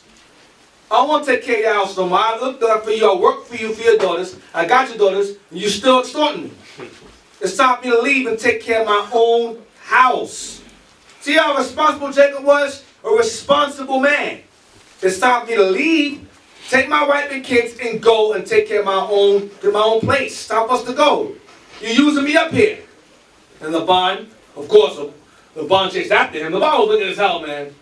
Laban was wicked, but eventually the Most High led Jacob away from him, along with his wives and children and so forth. But he said, it's time for me to leave and take care of my family, man. Provide my own. That's what Paul got. Let's get that. 1 Timothy 5 and 8. This is where Paul got it from. 1 Timothy 5 and 8. The book of 1 Timothy, chapter 5, verse 8. But if any provide not for his own means your own people. Go ahead. and especially for those of his own house, Especially those of his own household. Go ahead. he hath denied the faith You don't believe in God. Go and ahead. is worse than an And infant. you're worse than an unbeliever. So the Bible says if a man doesn't provide for his own house, he is worse than an idolater. He's worse than an atheist. That's the Bible saying. If a man provides not for his own house, and they of his own house, meaning the body, his people, and his own house, he has denied the faith and is worse than an unbeliever. You're worse than an idolater. Get Genesis 2. Read this in Matthew 19, but Christ quoted it in Matthew 19. Genesis chapter 2, verse 21. Genesis 2, verse 21. And the Lord God caused a deep sleep to fall upon Adam, and he slept. And he took one of his ribs and closed up the flesh instead thereof. This is literal. Go ahead. And the rib which the Lord God had taken from man, made he a woman, and brought her unto the man. Brought to Adam. This is a father bringing his daughter to the son. It's a marriage. It's a wedding. Go ahead. And Adam said, this is now bone of my bones and flesh of my flesh. Literally. Go ahead. She shall be called woman, Go ahead. Why? because she was taken out of man. Woman means out of man. Woman means out of man. Go ahead. Or of man. Go ahead. Therefore shall a man leave his father and his mother, and shall cleave unto his wife. Shall a man do what? Leave his father and his mother, Therefore, from this point on, shall a man leave father and mother, and shall cleave unto his wife. And shall cleave unto his wife. Go ahead. And they shall be one flesh. They shall be what? And they shall be one flesh. One flesh of Christ is quoting in Matthew 19. Ephesians 5, verse 22. Yeah. Ephesians 5, verse 22. Wives, submit yourselves unto your own husbands, as unto the Lord. Wives, submit yourselves unto your own husband. Read verse 21. Verse 21. Submitting yourselves one to another in the fear of God. Meaning the commandments. Go ahead. Wives, submit yourselves unto your own husbands, as unto the Lord. Wives, submit yourselves unto your own husbands as unto the Lord. Now, some sisters will say, well, he ain't no Abraham. He ain't no Isaac. Well, I got news for you. Some of you here ain't no Sarah. And some of you ain't no Rachel. So it goes both ways. I can't stand that statement. It goes both ways. Both men and women are work in progress. In Christ, we are a work in progress. You're not going to be perfect. It's going to take time. We strive for perfection. Strive every day. So both y'all got to help each other become that Abraham and become that Sarah. Y'all got to help each other to grow into that and respect each other. Not, oh, well, he's not acting like an Abraham. You ain't act like a damn, you ain't act like a Sarah. It's both ways. Both of y'all one flesh, so y'all got to fix each other and help each other. It's not, oh, well, he ain't this, I ain't going to submit myself to him because he ain't doing that. That's ridiculous. We can go both ways. That mindset is Negro. That's that sunken place again. That's Esau. That's the white man taking the freaking driver's seat, and you in that dark place, sunken place, floating around. That's you. And you talk like that. Those of you who saw Get Out know what I'm talking about. Those of you who don't talk, those of you who don't see Get Out, have no clue what I'm saying. If you go see Get Out, you know what I'm talking about. I don't want to spoil it. Read on. Verse 22. Wives, submit yourselves unto your own husbands as unto the Lord. Yeah. For the husband is the head of the wife, even as Christ is the head of the church. Yeah. And he is the Savior of the body. So Christ is the head of the wife, even as Christ, for the husband is the head of the wife, as Christ is the head of the church. So he's giving us a similitude. He's comparing the marriage of a man and woman between Christ and the body of Israel, which is the church. Go ahead. Therefore, as the church is subject unto Christ, so let the wives to their own husbands in everything. Being in fear of God and righteousness. Not he sniffed coke, I sniff some coke too. He smoked synthetic weed, I smoke K2 also. He does bath salts, I should do bath salts. We're one flesh. No, that's retarded. Don't do that. Don't do that. That's all it means. It means in the fear of God to beat each other. Go ahead. He robbed a bank, I'll be the lookout. I'll be the getaway driver. That's not what that means. Go ahead. Verse 25. Husbands, love your wives, even as Christ also loved the church and gave himself for it. He died for it. Go ahead. That he might sanctify and cleanse it. The church or the marriage. Go ahead. With the washing of water by the word. Which goes into us being what? Applying these laws, and we grow as newborn babes together, and we as a work in progress. You're gonna have bumps in the road. You're gonna have issues. You're gonna argue because men and women are very, very, very, very different. Very different. Physically, mentally, we are spiritually, but different. So there are going to be issues. There's going to be opposition. There's going to be issues. But you got to work through it. Christ built the church. That was an obstacle for him too. It's good to say that Christ marveled at the disbelief of Israel. You know what it takes to make the Son of God marvel at you?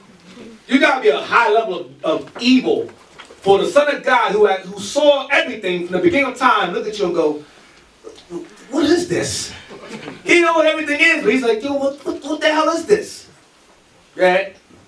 That he might present it to himself a glorious church, Right? not having spot or wrinkle, That marriage, same thing, go ahead. or any such thing, but that it should be holy and without blemish. Yeah. So ought men to without blemish is going into sin. Go ahead. So ought men to love their wives as their own bodies. So ought men to love their wives as their own bodies. Remember Adam said, blood of my blood, flesh of my flesh. Go ahead. Bone of bone, what do you say? Flesh of my flesh, blood of my blood. Right. Go ahead. He that loveth his wife loveth himself. He that loves his wife what? Loveth himself. He that loves his wife loves himself. That's why I read earlier, in Deuteronomy 21, about that man that has one wife that was loved, the one that hated, he was evil as hell. But the scripture said, a man that loves his wife loves himself. Love your neighbor as yourself. Your wife is your neighbor. And so it goes hand in hand. Go ahead. For no man ever yet hated his own flesh, but nourisheth and cherisheth it, even as the Lord the church. So no man yet ever hated his own flesh, but nourisheth and cherishes it. You nourish your body, you cherish your body, You wash your behind. Well, some of y'all don't. You're supposed to nourish yourself, cherish yourself, and likewise it goes to your wife. It goes to nourish your wife. How you nourish? You provide. You're the provider. You take care of. Your body needs water, you give it water. Your body needs food, give it food. Your body needs to be clean, you clean it. Likewise, the wife she needs a tub to wash. She needs to go to the store to buy the soap. She needs to put food on the table, put juice in the fridge, clothes on her back, roof over her head. The same thing you do for your body, you do for your wife. It's the same thing. Responsibility for your body is the same responsibility for your wife. The same way Christ has responsibility for the church.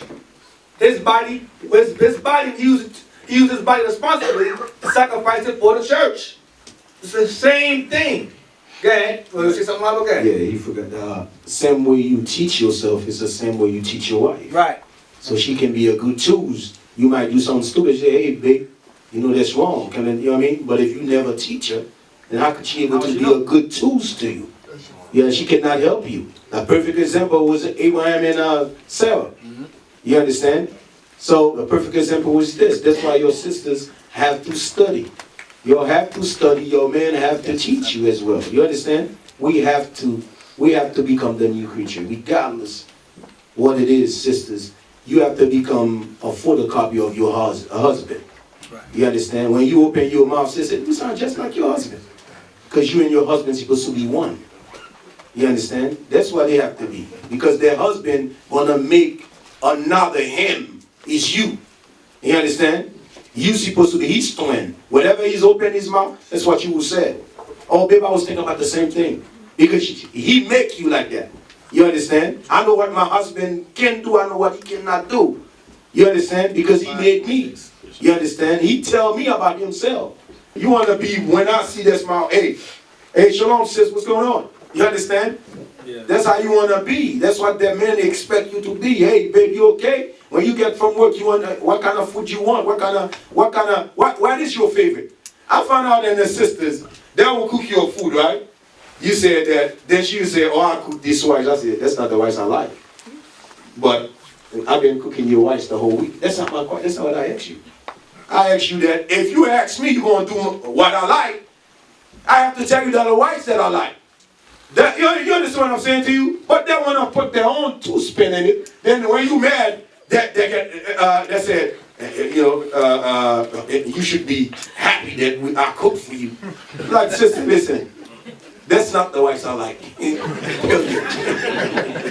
Some brothers come home from work, what do they do? They come home from work, they drive, they get off work, they drive, they pull into the driveway, they pull up, turn the car off.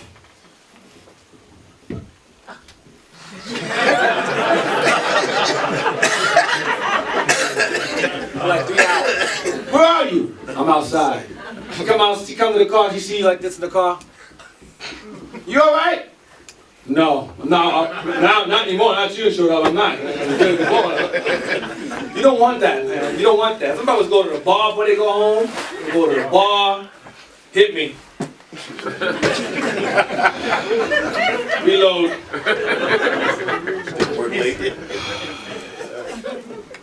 One more. I might crash, hopefully. Well, listen, you don't want that, man. That's why we tell y'all to wait. Hell, some women do that. Hit me on. This nigga, man. That's why we tell y'all to wait. Wait responsibly. Or go home to a damn Twix moment. Every 5 minutes. You don't want that. You want to go home happy. You want to rush home. I go straight home. I don't stop. I go straight. I hate if your wife has you to the point where you could stay in the world for more than the hours you have to be, something wrong. Because your safe haven should be your house. If you can stand the world more than in your house, something is terribly wrong. That's not good. Because I rush straight home. Because I hate the world. I hate how people. I start work nights. So I ain't gotta see people. I don't gotta talk to nobody. I don't gotta see nobody. If I do, I go in the room. I don't see nobody. Work, clean, go in the room. But if you feel comfortable more so at work than you do at home, it's not good. It means you made the wrong decisions. And a lot of brothers came out of marriages like that. Come out of that. That's why you learn from the experience and don't make the same mistake twice. Learn from your mistake. That's why some brothers in here may catch spirits regarding the child support thing, but guess what? That was your carnal decision. You was in the world, you didn't know any better, you picked the wrong woman. Now you gotta learn from your mistake, you gotta grow from it. Your child gonna wait till what? The child's what, 18? 18. And you free to go? Or 20 is 21. 21, I'll give you an example. I'm gonna say who. A brother used to show me his check stubs. So see right there it says deduction, child support. Don't do what I did. He used that as an example. I couldn't believe it. Look at my check. Look at it. Look how low it is. Look at the deduction. He said, bro, don't do what I did. You can use that as an example to teach others not to make the same mistake that you made. You may look at it and go, damn man, he saw the devil take my money. But again, it's a mistake that you have to learn from. As a child, it's your child. You learn from it, you grew from it, you repented. Now you married somebody else, made the right decision now. You can take that and go, bruh, don't rush. Otherwise you're going to mess around with this paycheck. Look at your paycheck, look at that. And getting docked. You could be a living example. That's why Christ said be a living sacrifice. You be a living example. Your brothers that want a wife, then she might take you. Then when you have two kids in the world, guess what? She might not complain now when you talking to her. Down the line, like Eythan just said, when the checks start not being straight, you're gonna hurt it from their sister. You understand? You're gonna hurt that. So your guys be very mindful, man. When you know what I mean, when you come to a relationship, knowing that what kind of sister she is, and your sister know what kind of brothers you working with. You know what I mean? Because I think I heard a sister had a business. Brothers just came in talking about put the business in my name because I'm the man inside the house. Then when destroy the whole business. Yeah.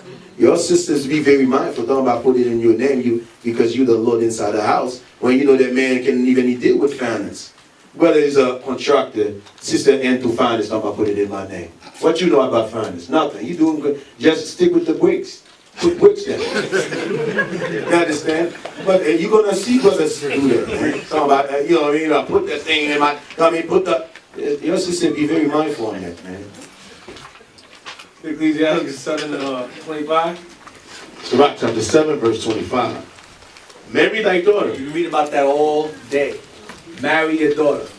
Raguel married his daughter over to Tobias. Laban married his daughter over to Jacob. Go ahead. And so shalt thou have performed a weighty matter. Because marriage is a weighty, it's a serious matter. Not to be played with. You got to take marriage very seriously. Go ahead. But give her to a man of understanding. That's what Raguel and Edna did regarding Tobit. That's what Laban did regarding Jacob. Gave her to a man, gave them to men of understanding who apply God's laws. Go ahead. Hast thou a wife after thy mind? Do you have a wife, that was said earlier. Do you have a wife after your mind? Is she like you? Go ahead. Forsake her not. Don't get rid of her. The same thing that Laban told Jacob. Don't replace my daughters with somebody else. Keep my daughters. Keep your wife. Go ahead. But give not thyself over to a light woman. Don't give yourself to a light woman. My Bible says hateful woman, which still goes on being simple. Do not give yourself over to a light or a hateful, evil woman. Or simple woman. Don't do it. So it goes both ways. Give your daughter to a man of understanding, and give not yourself over as a man to a wicked woman. And those of you who have, suffer the consequence of that child support. Some of y'all deal with it. Some women pay child support. Believe it or not, you got women paying it. I've heard instances of that. The women's like, I go pay child support. I'm like, wow, really? That's rare, but it happens. From making mistakes. I'm telling you. You learn, you live and you learn. Go to Ecclesiastes 14 and 5. Let's see what a man does that does not love himself, that hates himself. 14 verse 5. Sirach 14 verse 5. He that is evil to himself, to whom will he be good? Read it again. He that is evil to himself, to whom will he be good? A man that's evil towards himself, he gets drunk, he gets high, he overeats. He don't want to wash himself. He's filthy. Don't take care of himself. Doesn't groom himself. To a man that hates himself, to whom will he be good? Go ahead. He shall not take pleasure in his goods. His goods will be his home, himself, his wife. He won't treat those things well. Go ahead. There is none worse than he that envieth himself. There's none worse than a man that hates himself. That's where your drug dealers come from. That's where your gangbangers come from. That's where the men that say, the girl says, I'm pregnant. And the nigga go, so what you gonna do? That right there is a man that hates himself. Read it again. There is none worse than he that envieth himself. And this is a recompense of his wickedness. This is a reward of his wickedness. Go ahead. And if he doth good, If he does do any kind of good whatsoever, any good, go ahead. he doeth it unwillingly. He doesn't really want to do it. He has to be forced to do it. Go ahead. That goes back to a man that either has to pay child support because he makes a child, don't want to deal with it, he's running for child support, whatever. That goes into all of that stuff.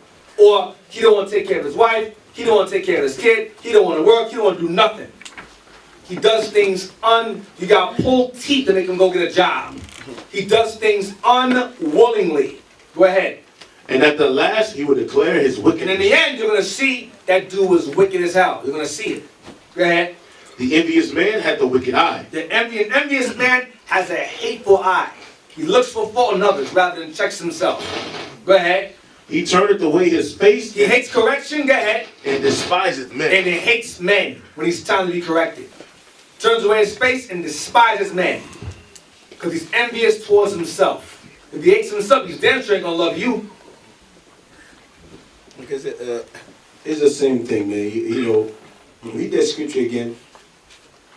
Verse 8. The envious man hath a wicked eye. He turneth away his face and despiseth men.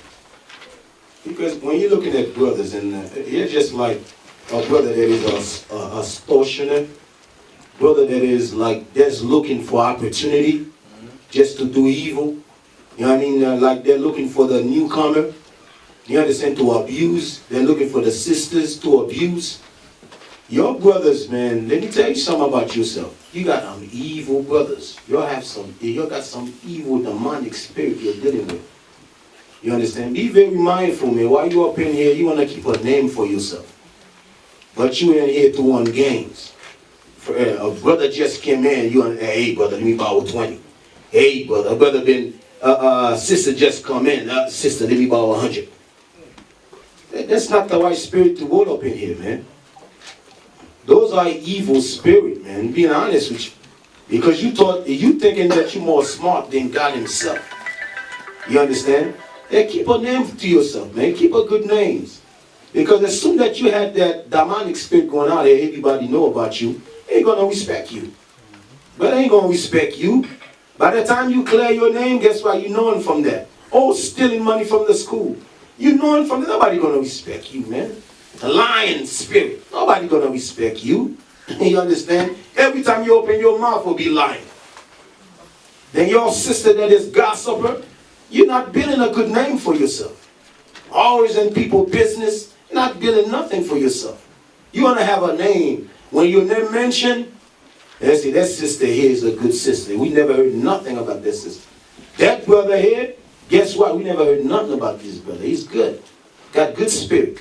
You don't want to be that brother said, man, I don't have no comment. Who's that sister here? I don't have no comment. You understand? You want to be like I was talking to Captain, and we was in a room talking. I said, your brothers don't understand. Her name is everything. I said, for example, if I'm going to something with my family, I just go on, what we have? Glad, group meet. So I go in group meet. I said, I need me a place to stay. Deacon Laviel need a place to stay.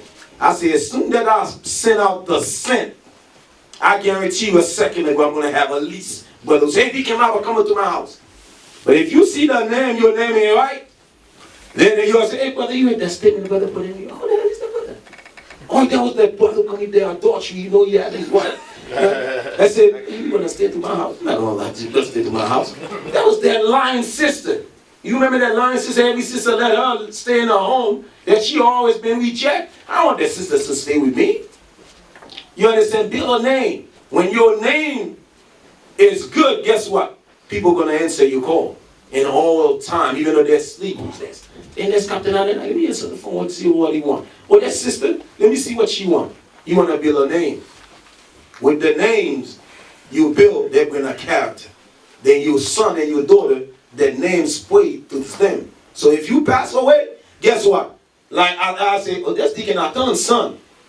You know what I mean? Hey, brother, you can come live with me anytime you want.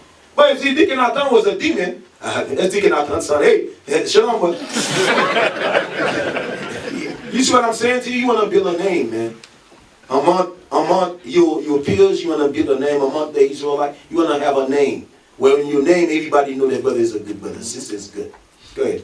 Go to 2 Maccabees 3 and 10.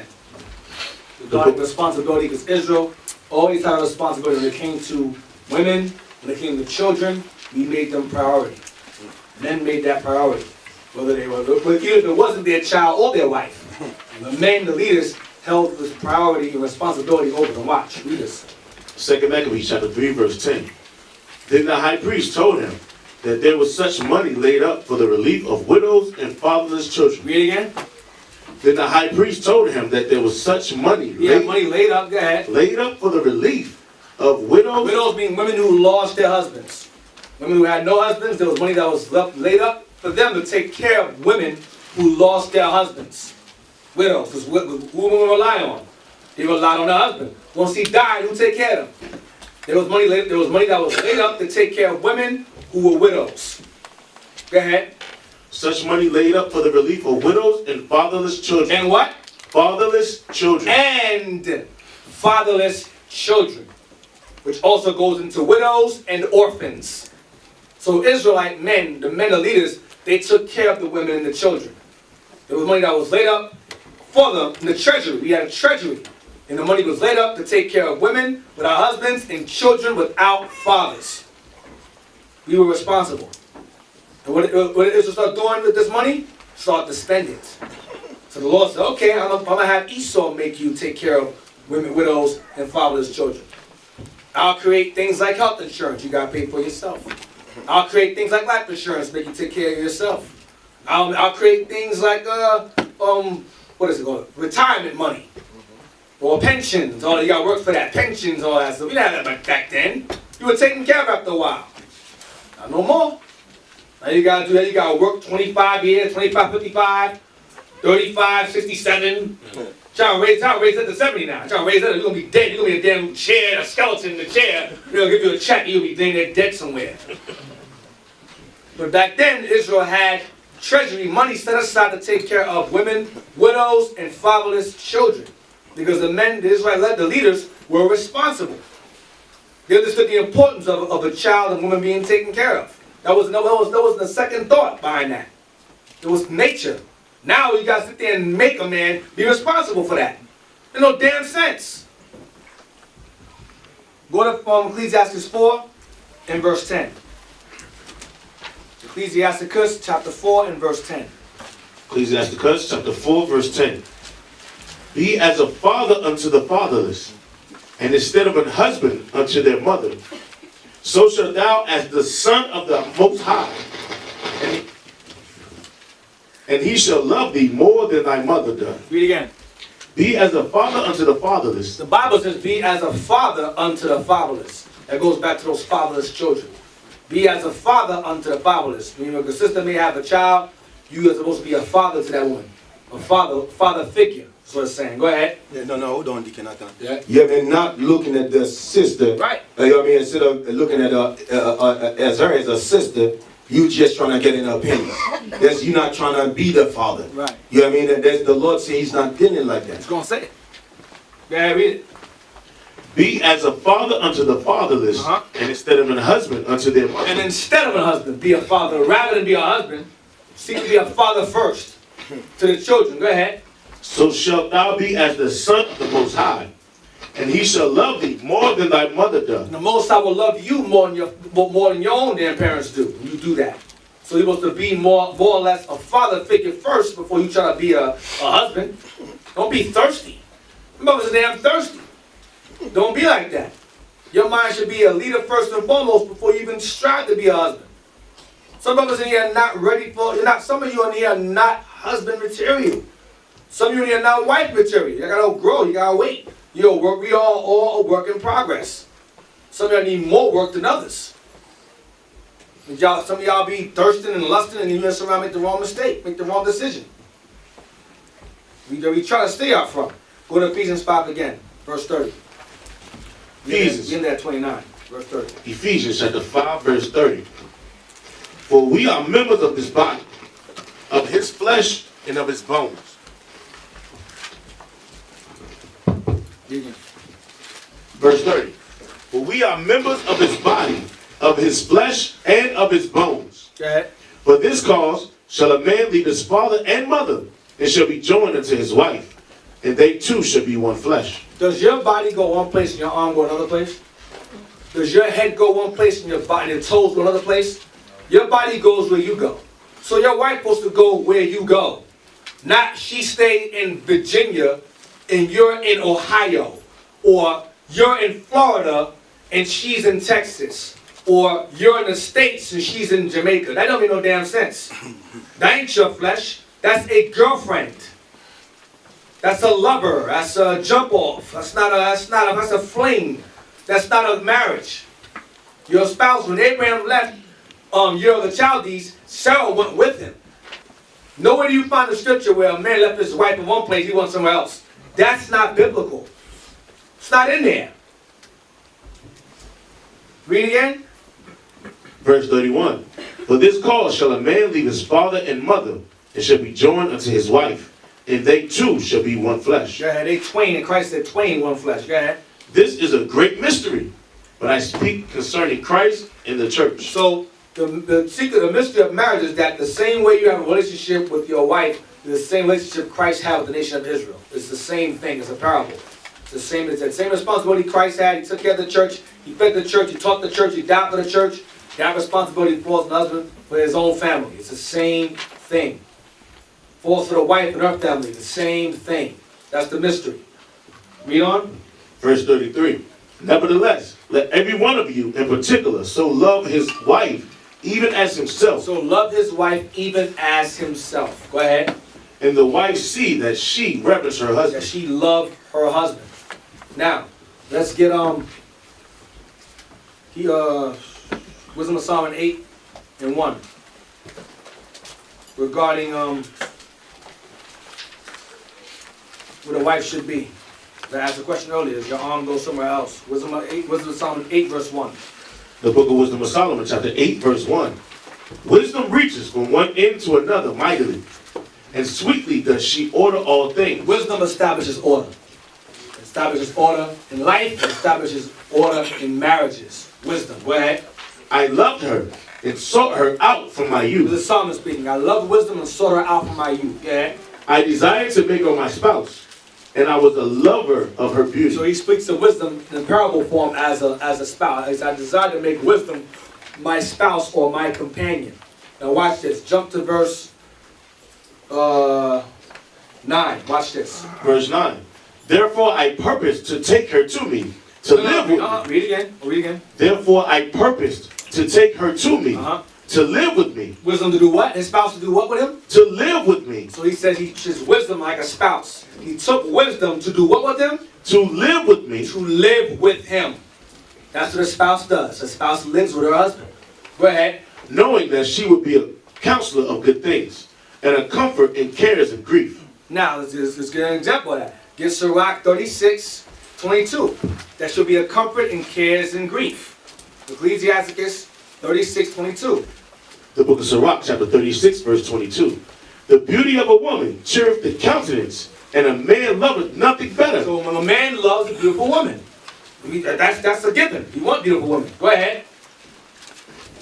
If there be kindness, meekness, and comfort in her tongue, then is not her husband like other men? Read again. If there be kindness, meekness, and comfort in her tongue. There be kindness, meekness, and comfort. Remember it's earlier, comfort in cares and grief. If there be kindness and what? Read again from the top. If there be kindness, meekness, and kindness goes into her not being hateful, disrespectful. Kindness, it says meekness goes into what? Meekness goes into submission. Submission, subjection. That's what kindness goes, that's what meekness, okay? if there be kindness, meekness, and comfort in her tongue. And comfort goes into what? The scriptures, the commandments, that's the comfort. Go ahead. then is not her husband like other men? You're not, so meaning that what? He's blessed. 'Cause he has a wife like unto himself. That's wise. Yeah, you know, read that verse again, quick.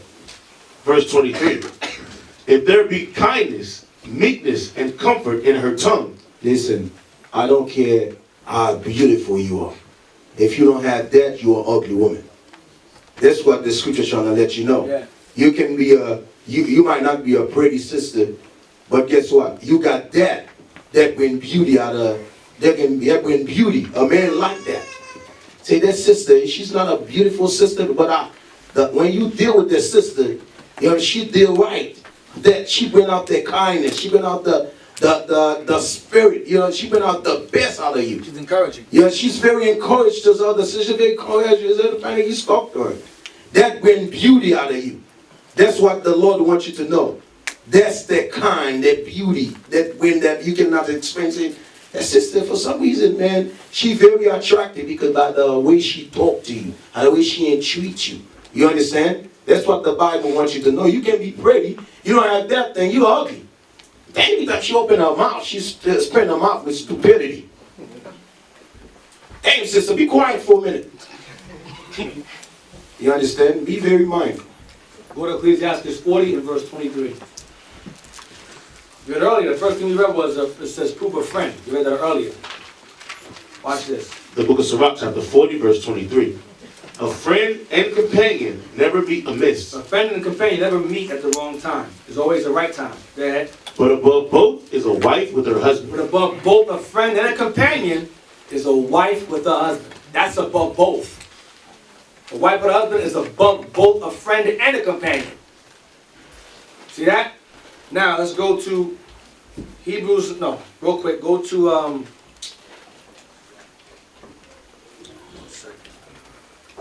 Ecclesiastes 26 and 16.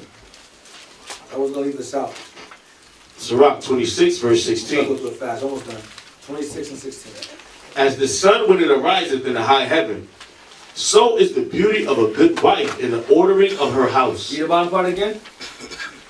So is the. So is the beauty of a good wife in the ordering of her house. So is the beauty of a good wife in the ordering of her house. So women have responsibility as well. That's why I put a responsibility on the men about providing. Women also have certain provisions themselves they must take care of. It says that so is the beauty of a woman in the ordering of her house.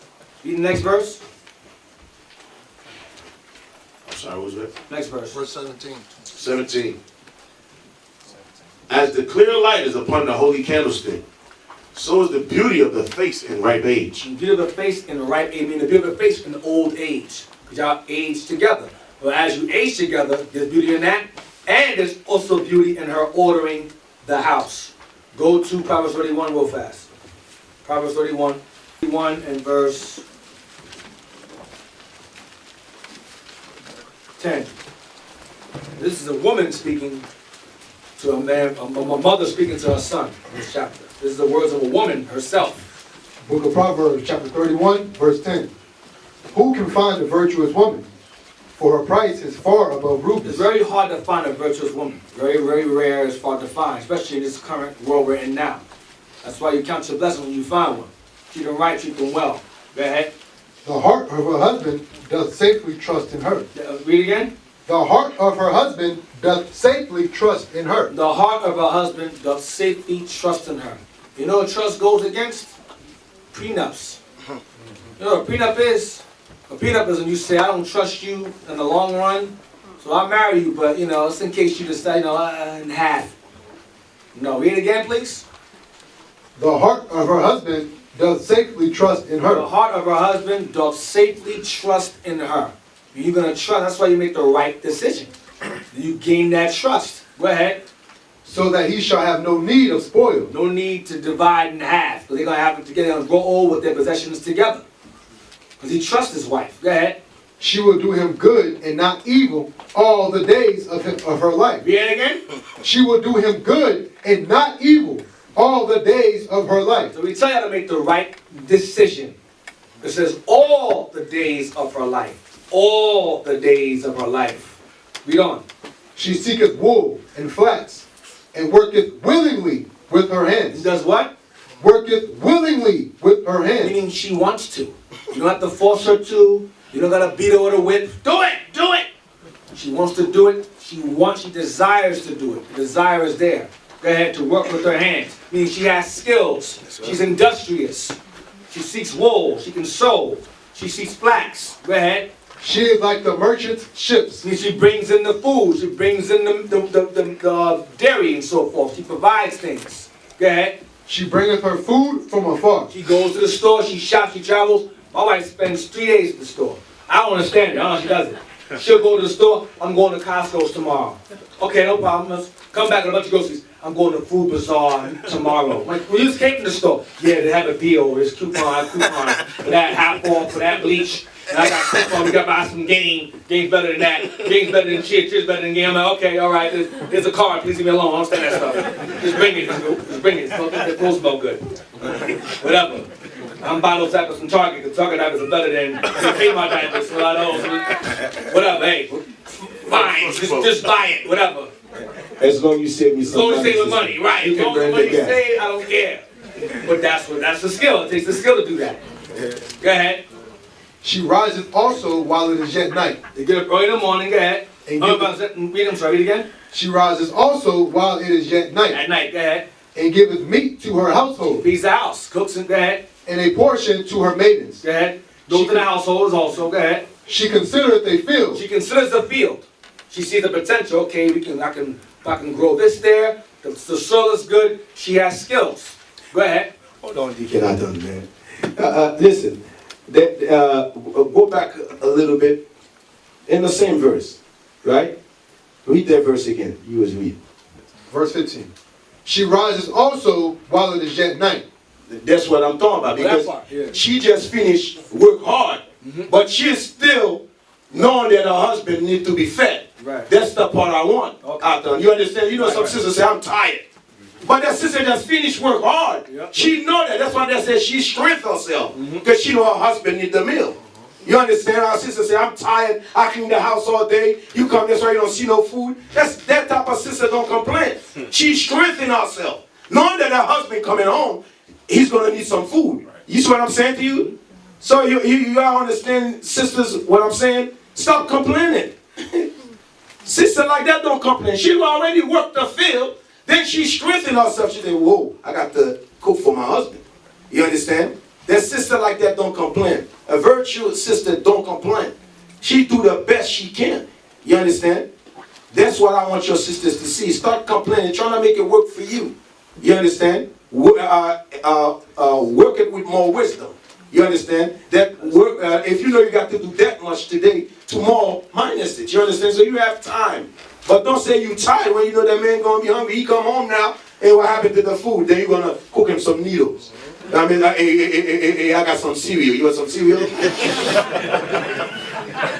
You ain't right. Your sisters ain't right. You understand? Noodles? Yeah, man, trying to pick the easiest thing she can throw in the fire. You understand? Hey, baby, don't worry. Give me 5 minutes. I'll get you some food.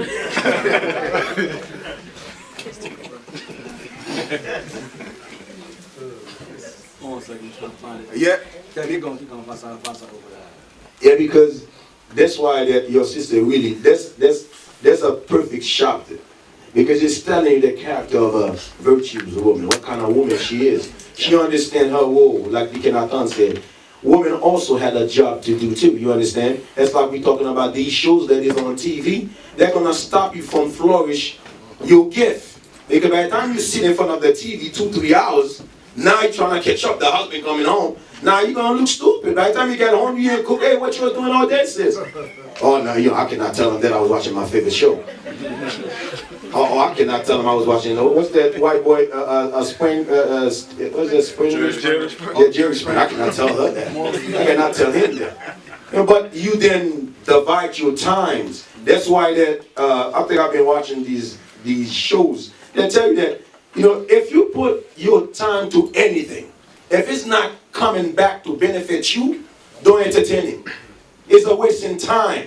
You understand? Because you're watching it, it's not getting you no wisdom or no knowledge. Why you entertain something like that?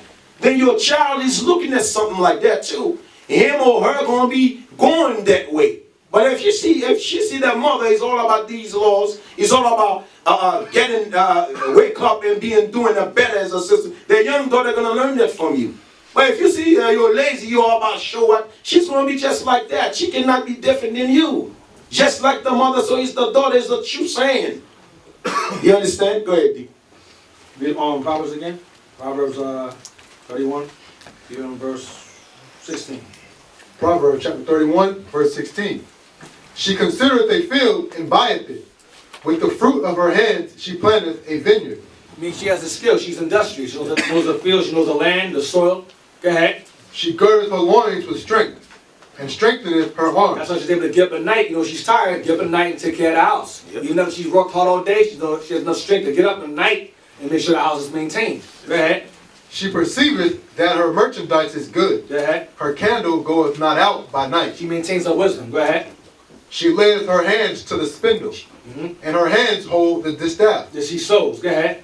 She stretcheth out her hand to the poor. She helps the body. She gives alms. Go ahead. Yea, she reacheth forth her hands to the needy. Go ahead. She is not afraid of the snow for her household. My wife does all the time. My wife, I see her go out in the snow.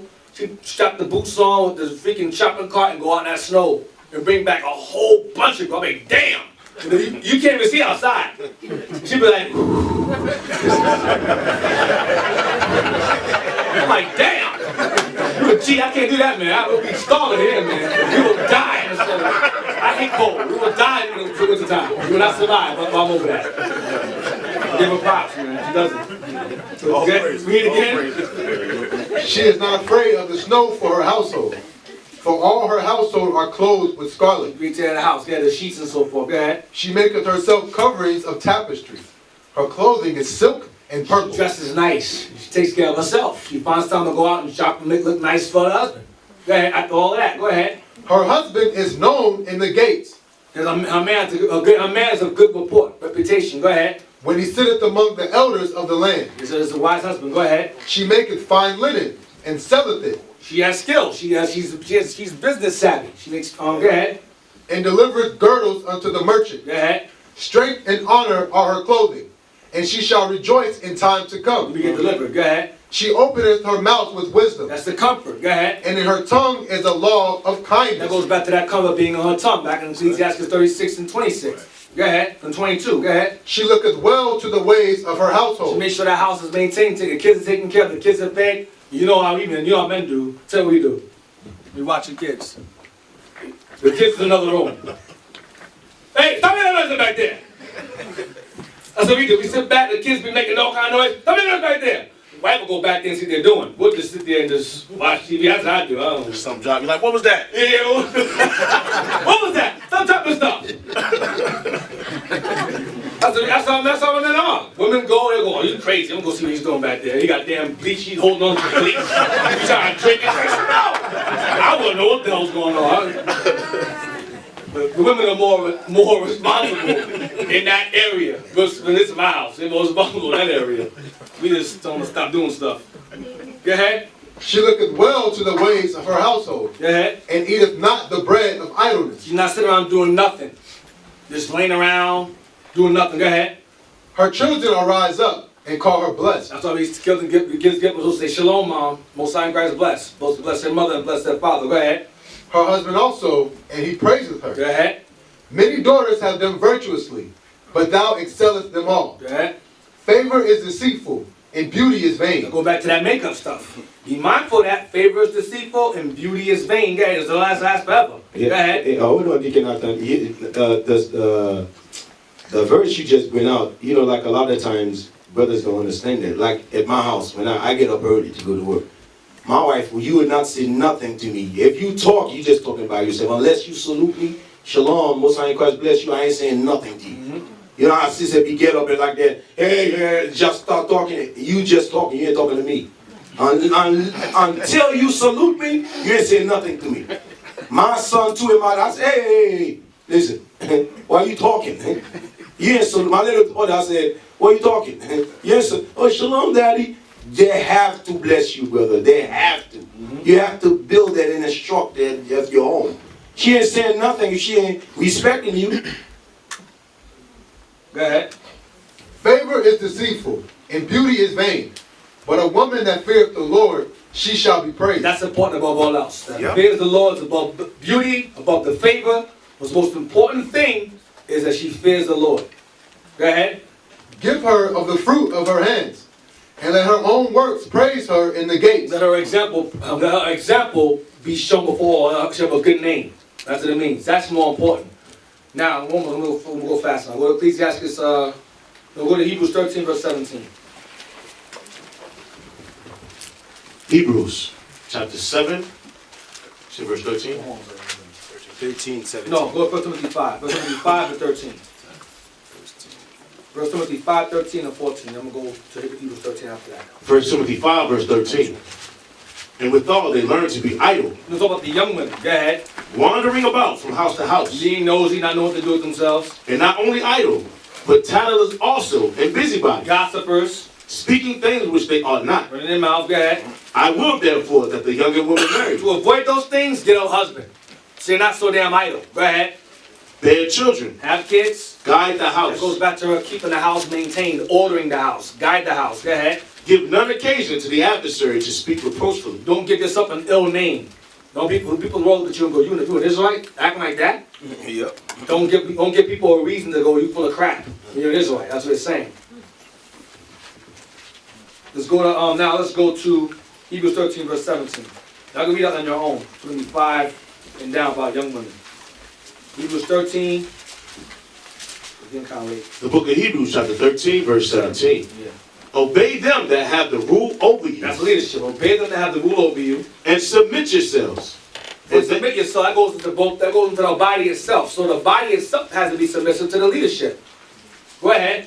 For they watch for your souls. Do they what? For they watch for your You souls. watch for your soul. We look. That's why we have these classes. We're watching out for you, looking for you, watching for your souls. Go ahead.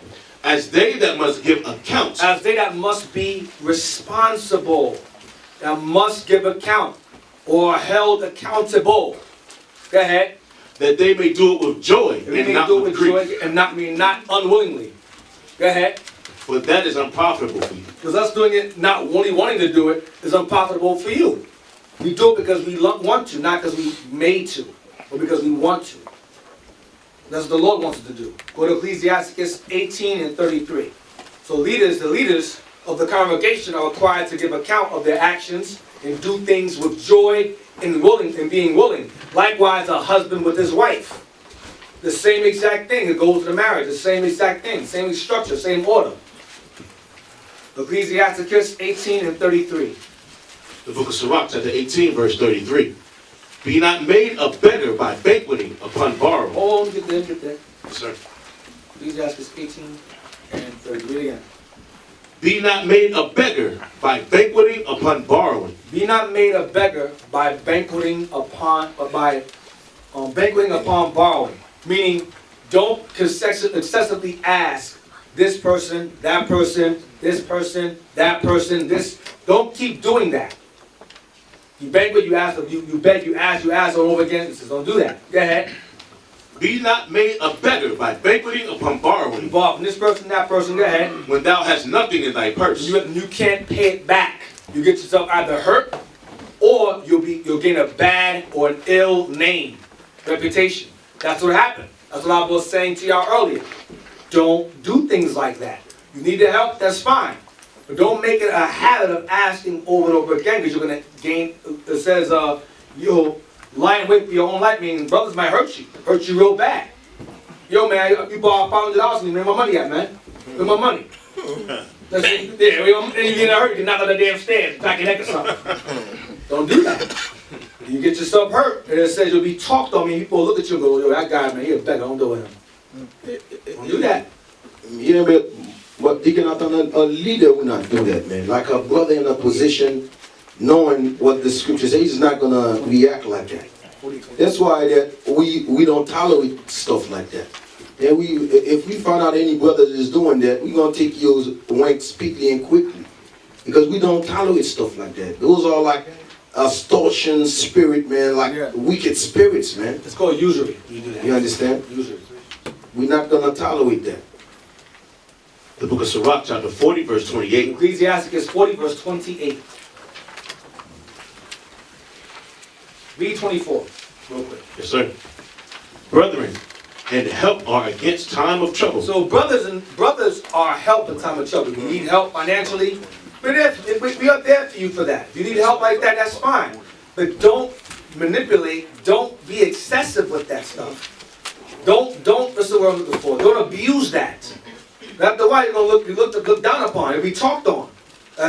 You may not mean to be seem like an extortioner, but it'll appear so if you keep doing it like that. Jump down to verse 28. Verse 28. My son, lead not a beggar's life, for better it is to die than to beg. Don't beg. Don't run around asking about the stuff, but it's better to die than to beg, it's saying. Go ahead. The life of him that dependeth on another man's table is not to be counted for a life. So you depend on somebody to feed you, it's not a life you're living. Go ahead. For he polluted himself with other men's meat. But a wise man, well nurtured, will wear thereof. That's what I want. But a wise man who's well nurtured or well disciplined will be wise to not do things like that. Go ahead. Begging is sweet in the mouth of the shameless, but in his belly there shall burn a fire. I mean, he won't stop. You'll keep doing it again and again and again until eventually you either get your life taken from you, or you get hurt, or you get a bad name. So be mindful of that. Brothers, be very mindful of those types of things that you're doing here. Go to Ecclesiastes 25 and 22. Ecclesiastes 25, 22. I'm going to wrap it up soon. Sirach chapter 25, verse 22. A woman, if she maintain her husband, is full of anger, impudence, and much reproach. Read again. A woman, if she maintain her husband. That's why I spend so much time focusing on the men being the providers. If a woman finds herself in a position where she's playing your role, they're going to grow to hate your guts. That's what the scriptures say. Read again. A woman, if she maintain her husband, is full of anger. She becomes angry. Impudence. She becomes disrespectful. Talking back, smart mouth, cursing you out. Because you're not doing anything that deserves respect at all in the house. So she becomes impudent or full of impudence, meaning disrespect. Go ahead. And much reproach. And she's embarrassed of you. She hates you. She's ashamed of you. That's what reproach is. Because she's maintaining you. That's why I keep stressing, men, you understand? Men, you understand? Because that's what you'll have in the house.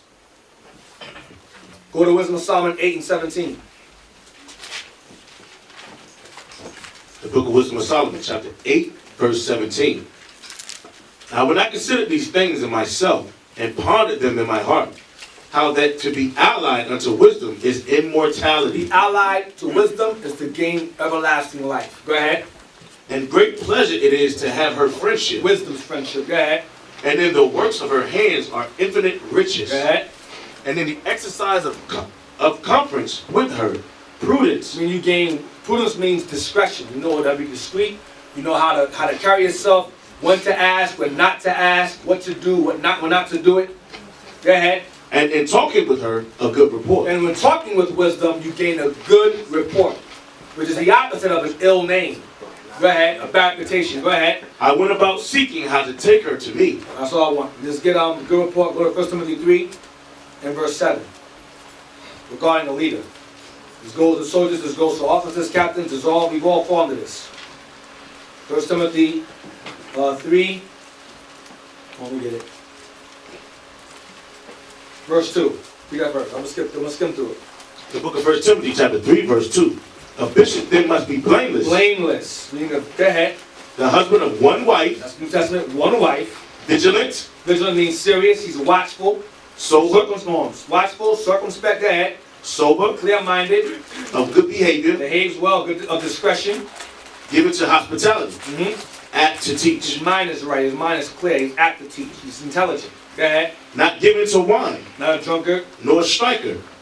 Not greedy of filthy lucre. But patient. Not a brawler. To argue. Not covetous. Go ahead. One that ruleth well his own house, having his children in subjection with all gravity. Be serious. For if a man know not how to rule his own house, how shall he take care of the church of God? So you can't rule your own house. You can't take care of the church of God. You can't be a leader. You can't maintain your own house. Go ahead. Not a novice, lest being lifted up with pride he fall into the condemnation of the devil. Verse 7 is the part 1. Moreover, he must have a good report of them which are without. You must have a good report of them that are outside the body, outside in the world. You have a good report. Go ahead. Lest he fall into reproach and the snare of the devil. Next, verse 8.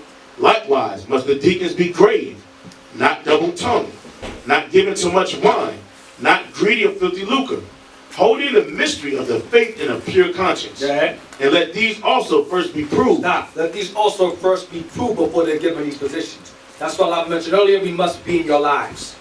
Because you cannot have a man leading over you who you don't know. You can't set men over people who you don't know. You got to know you. You got to know your family. You got to know your kids. When other first brought us to his house, we came alone. He said, okay, now bring your wives. He was like, oh, man. Because they was demons. They were wicked. Well, my ones, he was evil as hell in the beginning. It was a year and a half before he fell in line. Because he was worldly. We had one toe in the Bible. When we had one foot in the world and one toe in the Bible. That's how we were. It wasn't until I came to IUIC that the house got in order. I was a demon also. I came and say I was bad too. Because a wicked man's given to a wicked woman. That's how it goes. If she's wicked, it's because you're wicked. It's not, oh, I'm good and she's bad. No, it's both ways. So, as time went on, the relationship changed in the group because we began to apply the commandments together. So together. That's how it works. And it wasn't just me. Other brothers had wives that was giving problems at first. But then they had to apply the commandments. It's no more issues. No more drama. You understand? That's how your brothers got to learn. They got to learn to get yourselves right. Once you get yourselves right, they'll get right. If you were home, you up in here, shalom, most high, Christ bless, and then you at home slipping coke, she ain't taking you seriously. If you're here, shalom, most high, Christ bless, and you smoking crack, she's not taking you seriously, man. That's not how this works. You gotta be an example within and without. In our presence and in our absence, that's how you grow. That's how the marriage gets stronger. There's less issues. But there'll always be issues, but there'll be less of them. Verse 10. And let these also first be proved. Meaning proven that they're worthy of that position or that rank. Go ahead. Then let them use the office of a deacon, Go ahead. being found blameless. Name this again. The same goes for deacon. Go ahead. Even so must their wives be grave, not slanderous, sober, faithful in all things. Let the deacons be the husbands of one wife, One wife again. ruling their children and their own houses well. That's all you want. So that goes back to being a good report. Now get Proverbs 15 verse 30. We'll end on that. Proverbs 15 and 30 regarding a good report, reputation. Proverbs chapter 15, verse 30. The light of the eyes rejoices the heart, Meaning wisdom rejoices the heart. Go ahead. and a good report maketh the bones fat. And a good report what? Maketh the bones fat. Meaning you grow stronger. The bones get fat means your body is nourished, you get stronger spiritually. The good report makes the bones fat. How you get a good report? When you apply the commandments as it's written. And it shows. So the bones grow fatter. Alright? So we'll end on that.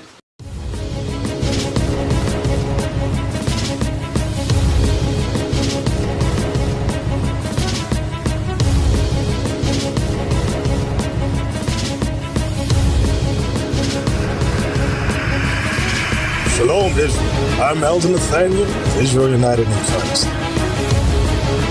YouTube likes to shut our channels down, as some of you have noticed, ever so often. Subscribing to join IUIC will assure you will always stay connected to our YouTube accounts.